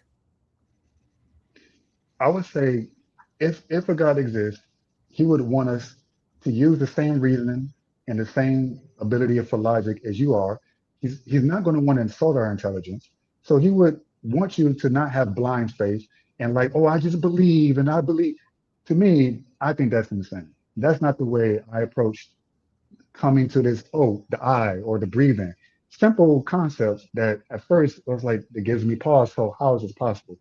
I tested it as much as I could. So it comes back to the question, well, how can you prove to us that there's a watchmaker behind the eyes or eye All right. maker? So what was the test? What was the test you did to determine that God was the cause of your experience? So many.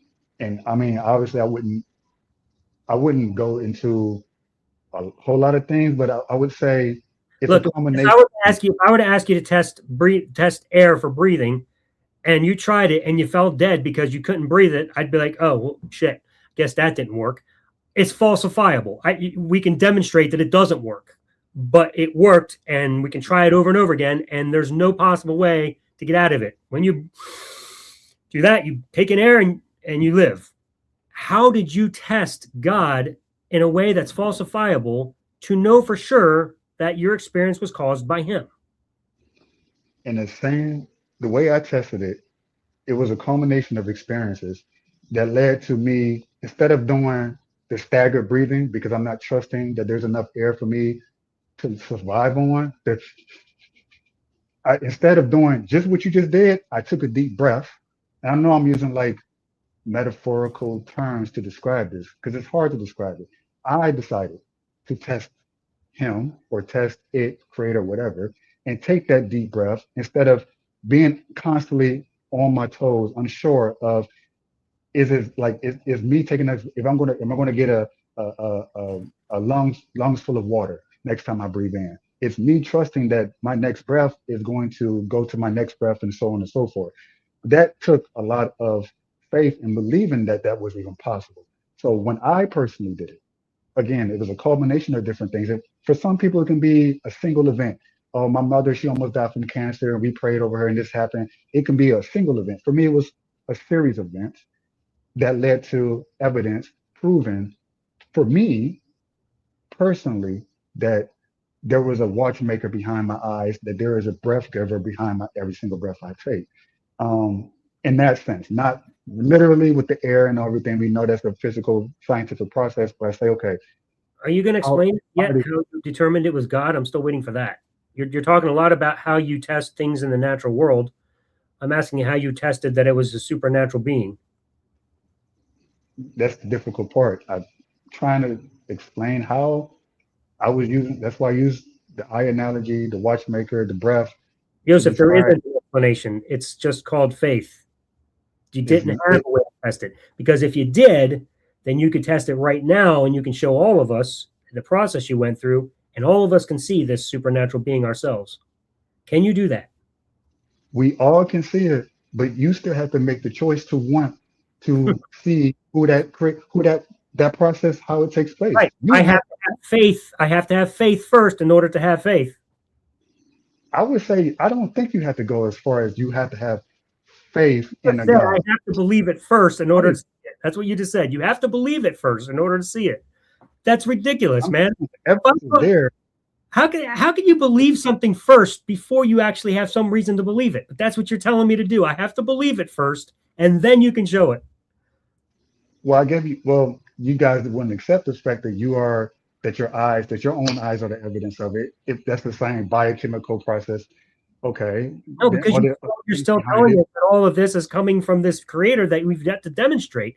And you're saying we have to believe it first in order for you to demonstrate it. Well, if I already believed it, I wouldn't need you to demonstrate it.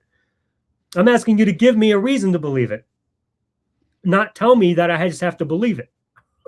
I can't give you a reason to believe it any more than I can convince someone to not jump off a building because, hey man, you're gonna die.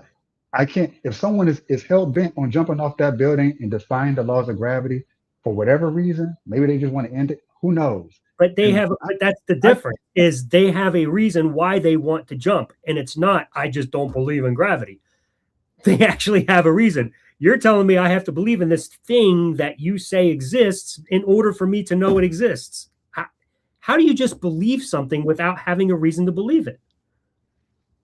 For me, it wasn't a belief first. So you're saying, no, for me personally, it wasn't belief first, belief in God, very much anti-God. It wasn't belief first. It was just, again, the little things that a child would even ask. You get annoyed by it. Oh, why is the sky blue? Okay. Why do I breathe? They do all kinds of things that's like, okay, the simple things. I went back to that and said, okay, we can get all philosophical, scientific, all of these different biochemical, but when it boils down to it, the simple questions, just like Jim pointed out earlier, he said the sign of intelligence or intelligent design would have to be simplicity. I thought, like, well, it's got to be something. It's got to be simple. No, it's not simplistic. It's got good design is as simple as possible and no simpler, right? And we can look at two things that we know are designed. We can look at a diesel engine, which has fewer components than a gas engine. Which one is the better design? The diesel engine with fewer components and therefore simpler, or the gas engine with more components and therefore more complex? Which is the better design? Depends on what you want to use it for. Most exactly. of us drive cars. Right. As simple as possible and no simpler. Diesel gives you different benefits than gas does. And so just because it's simple doesn't mean it's better. So it's got to be as simple as possible and no simpler. The eyes are not that. Nothing you have pointed to is that. What we see is unnecessary complexity. There's absolutely no reason for us as human beings to be forced to get energy from consuming plants and animals when there are plants that get energy from the sun. And we have created very simple systems that get energy from the sun. There's no reason for that. None. And yet here we are. We have this very complex way of generating energy that we have to go and eat, and not just any plants or any animals, right? So that's a problem. And there's nothing simple about it. And you keep coming back to the same things that we have already rejected and given you reasons why your argument about the watchmaker and an eye doesn't work in any way, shape, or form. And then you go and you confuse the eye and the brain for a system and say, well, cameras don't do that. Well, of course not. Cameras are just the eye in isolation. And so they work better.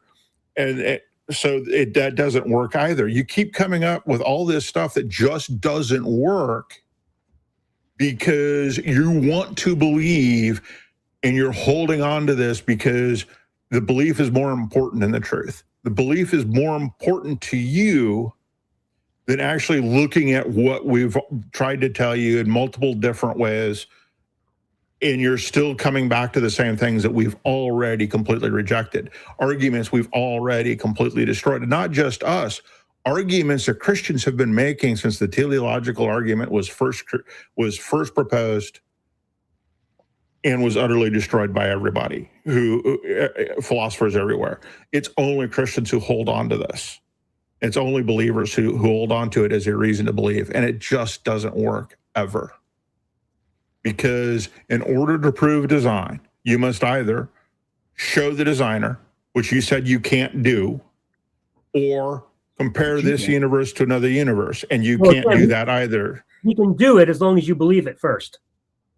Right. Well, right.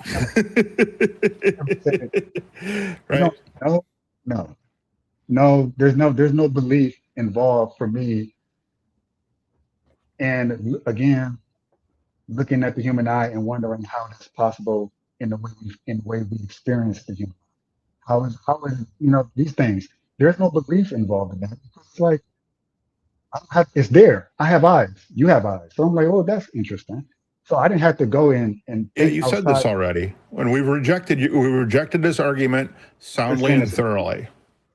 It sounds to me, Joseph, like you've had some really powerful experiences in your life, and somewhere along the line you've attributed them to God for whatever reason. Maybe he's real, maybe he's not, but for some reason you attributed them to God. And I'm going to assume, am I assuming correctly that you're a Christian? You believe in the Christian God? You would assume wrong. Which God do you believe? I believe it's closer to how Christians describe it, but it's different enough to where Christians will call me not a Christian. Okay, so you have your own God in your mind, some other God that they like. Nobody has the same God as you. I wouldn't go that far. Okay, so which God are we talking about? Can you tell us which God you're talking about? Because there's thousands of them. If it's not your own God, tell us which one it is. I don't know how to. Can you tell? It's like asking me like which parent are you talking about? It's like I can only describe what that God has appeared to me and how he's shown himself to me and explained to me things thus far. There's some holes in that. Let's start with a name. What's your God's name? That might help. I would say God is a simple term, but we can do with Yahweh. Okay, so we're getting somewhere. So the God of the Bible at the very least, and then you just have some tweets about it. Yeah, the Jewish ideal of it, how the idea of we are the ones who got the monolithic or monotheistic version, whereas before then it was very polytheism and a lot of different things. So the idea that they supposedly got the one true God and that they were guided by that. And so it's like, okay, well, how do you know that's not a version of a God they created out of their head compared to all the ones before or since? I can't even tell you. I can't do that for you. I can only say, well, this is where I'm at now in terms of my understanding of what God is most likely. But even in the things in scripture, I have contention with, as the gentleman to the right has had contention with, about how Christians behave. I agree with him on a lot of things. Yeah, so I'm not critiquing your God. I was just asking you what God it was because I'm not sure. So I'm asking you to define who he is and tell us so we can know, because it sounds to me like you do have your own unique God. Because you said it's like the Christian God, but you have all these differences. And I bet you if we were to go out in the street and ask 100 Christians if they share the same unique qualities that your God does, they would probably be like, oh, no, I don't agree with him on that. Of course not. That's why you have a lot of different sects within Christianity, the Baptists and Catholics. So even they amongst themselves don't agree with the same, right? So it's the same in a sense with me, but it would also be the same with you as well as Alec, with Jim and Alec. It would be the same with everybody in the sense it's personal. And it's like, well, that's not a. This is the point I'm making, though. It sounds to me like you had some really powerful experiences in your life. You attributed them to a God, and it's a God that is very reminiscent to what you really like about this God.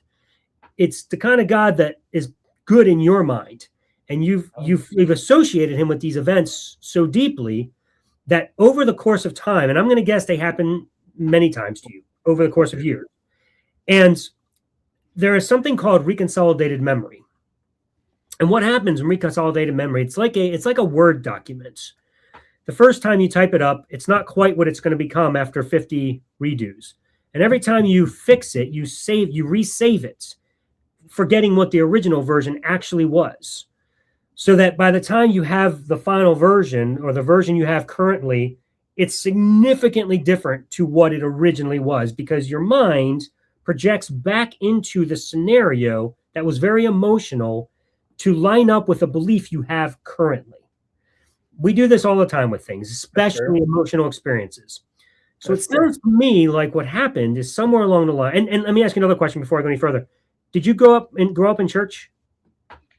I grew up in the synagogue, which is why when you say Joseph, I said, wow, I haven't heard that in years. But suppose people are just, well, that's great. All right, so you did grow up in an environment with God being taught to you.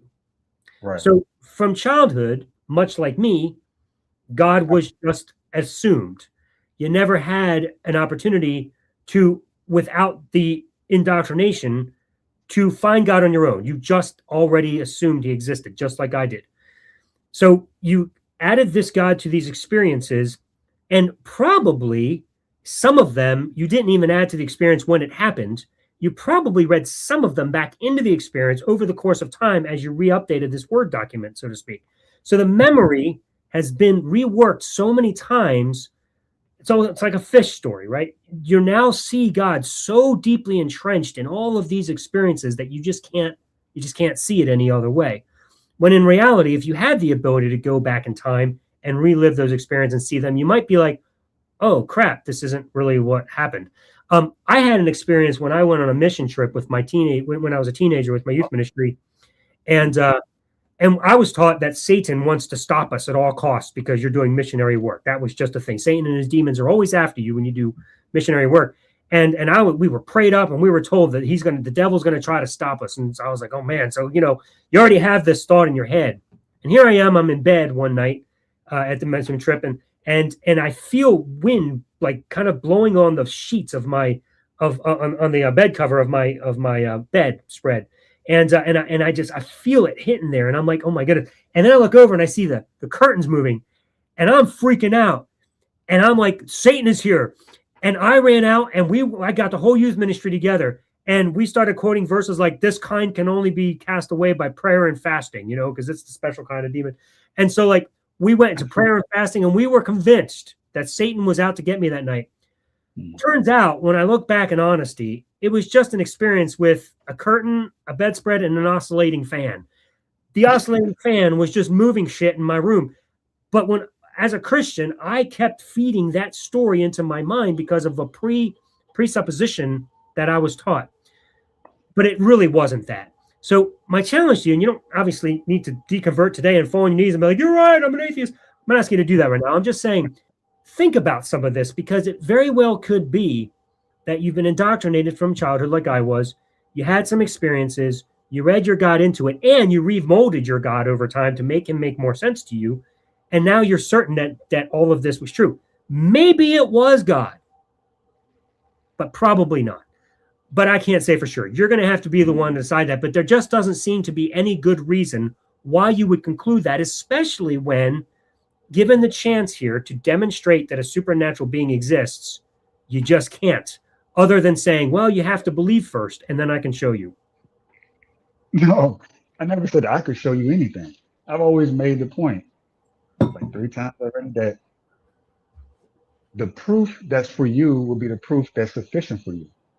And it is not going to, there's some universal truths that is scientific. Oh, okay, this a maker, okay, whether you believe it or not, to me, it just is like this complex. Or it can just be that empirical truth, that truth that's personal, things that no one else can understand or relate to, that only you can. But you're right, in the sense that it could just be as simple as a fan blowing in the wind, and then now you feel like I got egg on my face. Oh, how can it be a God? Now that I look back on it, how stupid of me. God doesn't exist. Or, obviously I'm sure that wasn't the only moment, but I'm sure there was a series of moments that led, just like there was a series of moments that led up to where I'm at. It's a series of moments that led down to where you're at, in the sense that I'm believing less and less. For me, I'm believing more and more because I needed that proof. Now, So I wasn't believing less and less. I was believing more and more too. At least I thought. And then one day it was like a cliff. My whole faith just fell off. It was weird. I can't even express to you how weird it was. How I thought I was the strongest believer in the world, and then it was. But anyway, that's neither here nor there. But I will say, for me, natural evidences point to natural things. They don't simply say, well, since we don't know what natural thing this points to, it's got to be supernatural. Like, that's just a weird thing to do. Natural things point to natural things. That's just the way it works. Supernatural things have no demonstration. Like, natural things don't naturally point to supernatural things. So whatever conclusions you're drawing about this supernatural designer is basically just based on this idea that you think there has to be a designer of this universe. And I feel like Jim has adequately explained to you all the reasons why that's not necessary. But even if there was a designer and we could prove it without a shadow of a doubt that this universe was designed, that still doesn't necessitate a supernatural being.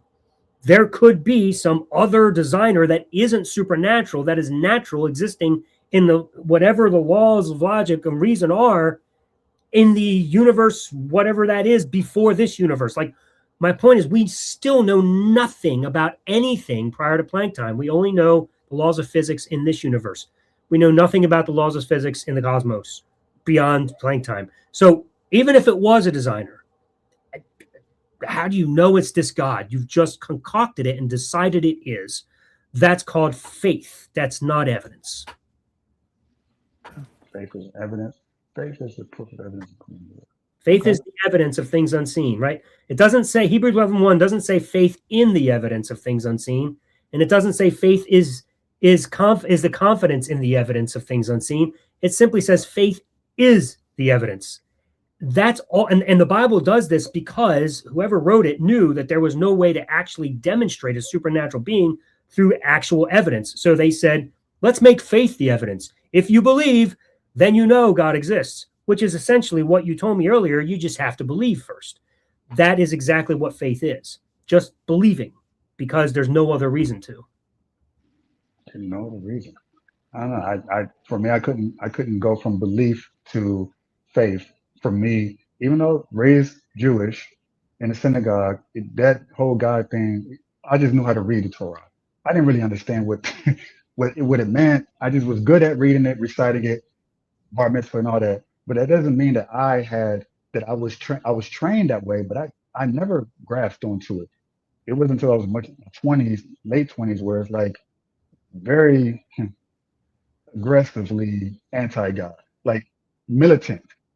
In a way that you guys are not. I'm kind of envious because I wish I was milder in the way I did. Obviously, it doesn't exist because of the things that happened. But so what made those things happen? It was just so personal. It got so personal to where all I could do when people asked me that question was draw what I saw in a vision, I guess like Joseph in the Bible, which shocked me. I didn't believe these things, but I couldn't deny the images, so I drew it. And I would use that. What did you see? I can't explain. This is what I saw. And they see it. And I'm set. I lost that photo. But people I showed it to saw it. And it made them say, okay, there's something there. Because they knew how I was and my hatred of God.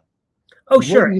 The other problem with that, though, is there's no way for you to know that prior to that moment, you were just possessed by some demon that was making you be horrible.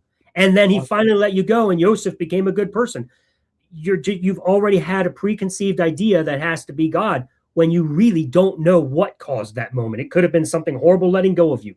You just don't know is the point I'm making. It sounds like you got a lot to think about and you really should take some time to do that. But I do want to encourage you to come back sometime because you are a delight to talk to. And, this is a place where everybody knows your name.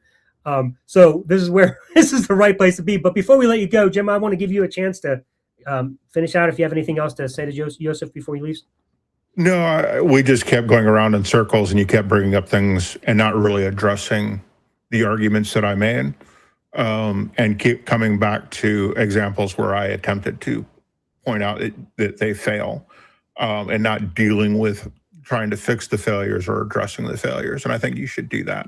I think you take a good hard look at it. So not an apologist. But this video will be posted again if you want to watch it back and check it out. And you know what? Go back, think through some of it, think through his arguments, and come back again. We'd love to have you back. Like I said, I'd love to have you back, especially if you take some time to think about it. Maybe you'll have some better arguments, or maybe you'll realize that all of this was something you needed to deconvert from and come back and tell us that too. Either way, we'd love to have you back. Yep, absolutely. So, Joseph, thank you so much for being a part of this show tonight. We hope you have a great night, buddy. All right. Well, that about does it for the night, Jim. Look at this. We have a tie between life is better with God and life is better without God. Interesting. And then we just have the 20% at the same or without God.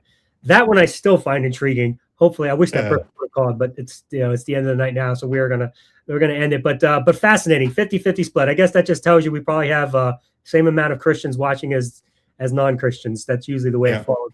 But I was interested because I thought possibly there might be an atheist out there that still thinks life with God was better, because I've encountered them. They're like, oh, I miss him so much, and he was so much better with God, So that would have been a fascinating conversation as well, but nobody called in with that. So, we just got another. Yeah. We just got another. Life is better without God. Yes, we win, Jim. Thanks, Ollie, man. I'm sorry we didn't get to Jewish apologetics. I would have liked to have seen what his argument was, since we just kept going in circles with Joseph. So, well, maybe he'll call back at some point, and maybe we'll be lucky and have you on again.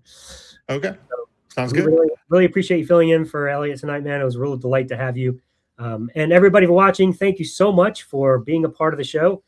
As always, we want to thank the patrons of Skeptic Haven. Thanks for being a part of that and helping support the work that they do. We want to also thank the members of YouTube for supporting us in that way.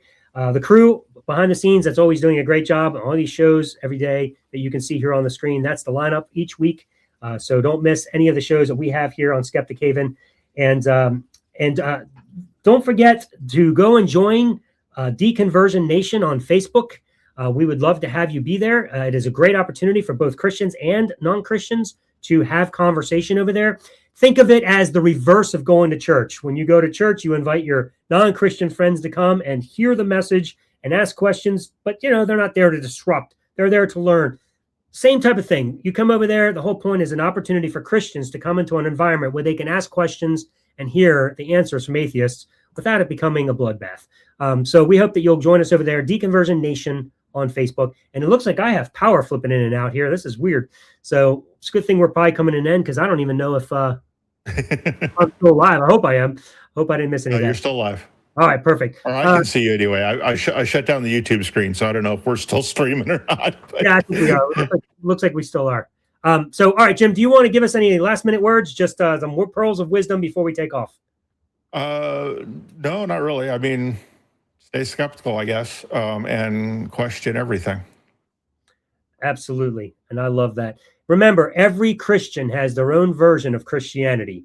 We're here to unravel your conversion. And you had one more thing to say? I was going to say, if everybody has a different definition of God, is that kind of like if every color is blue, is there any other color?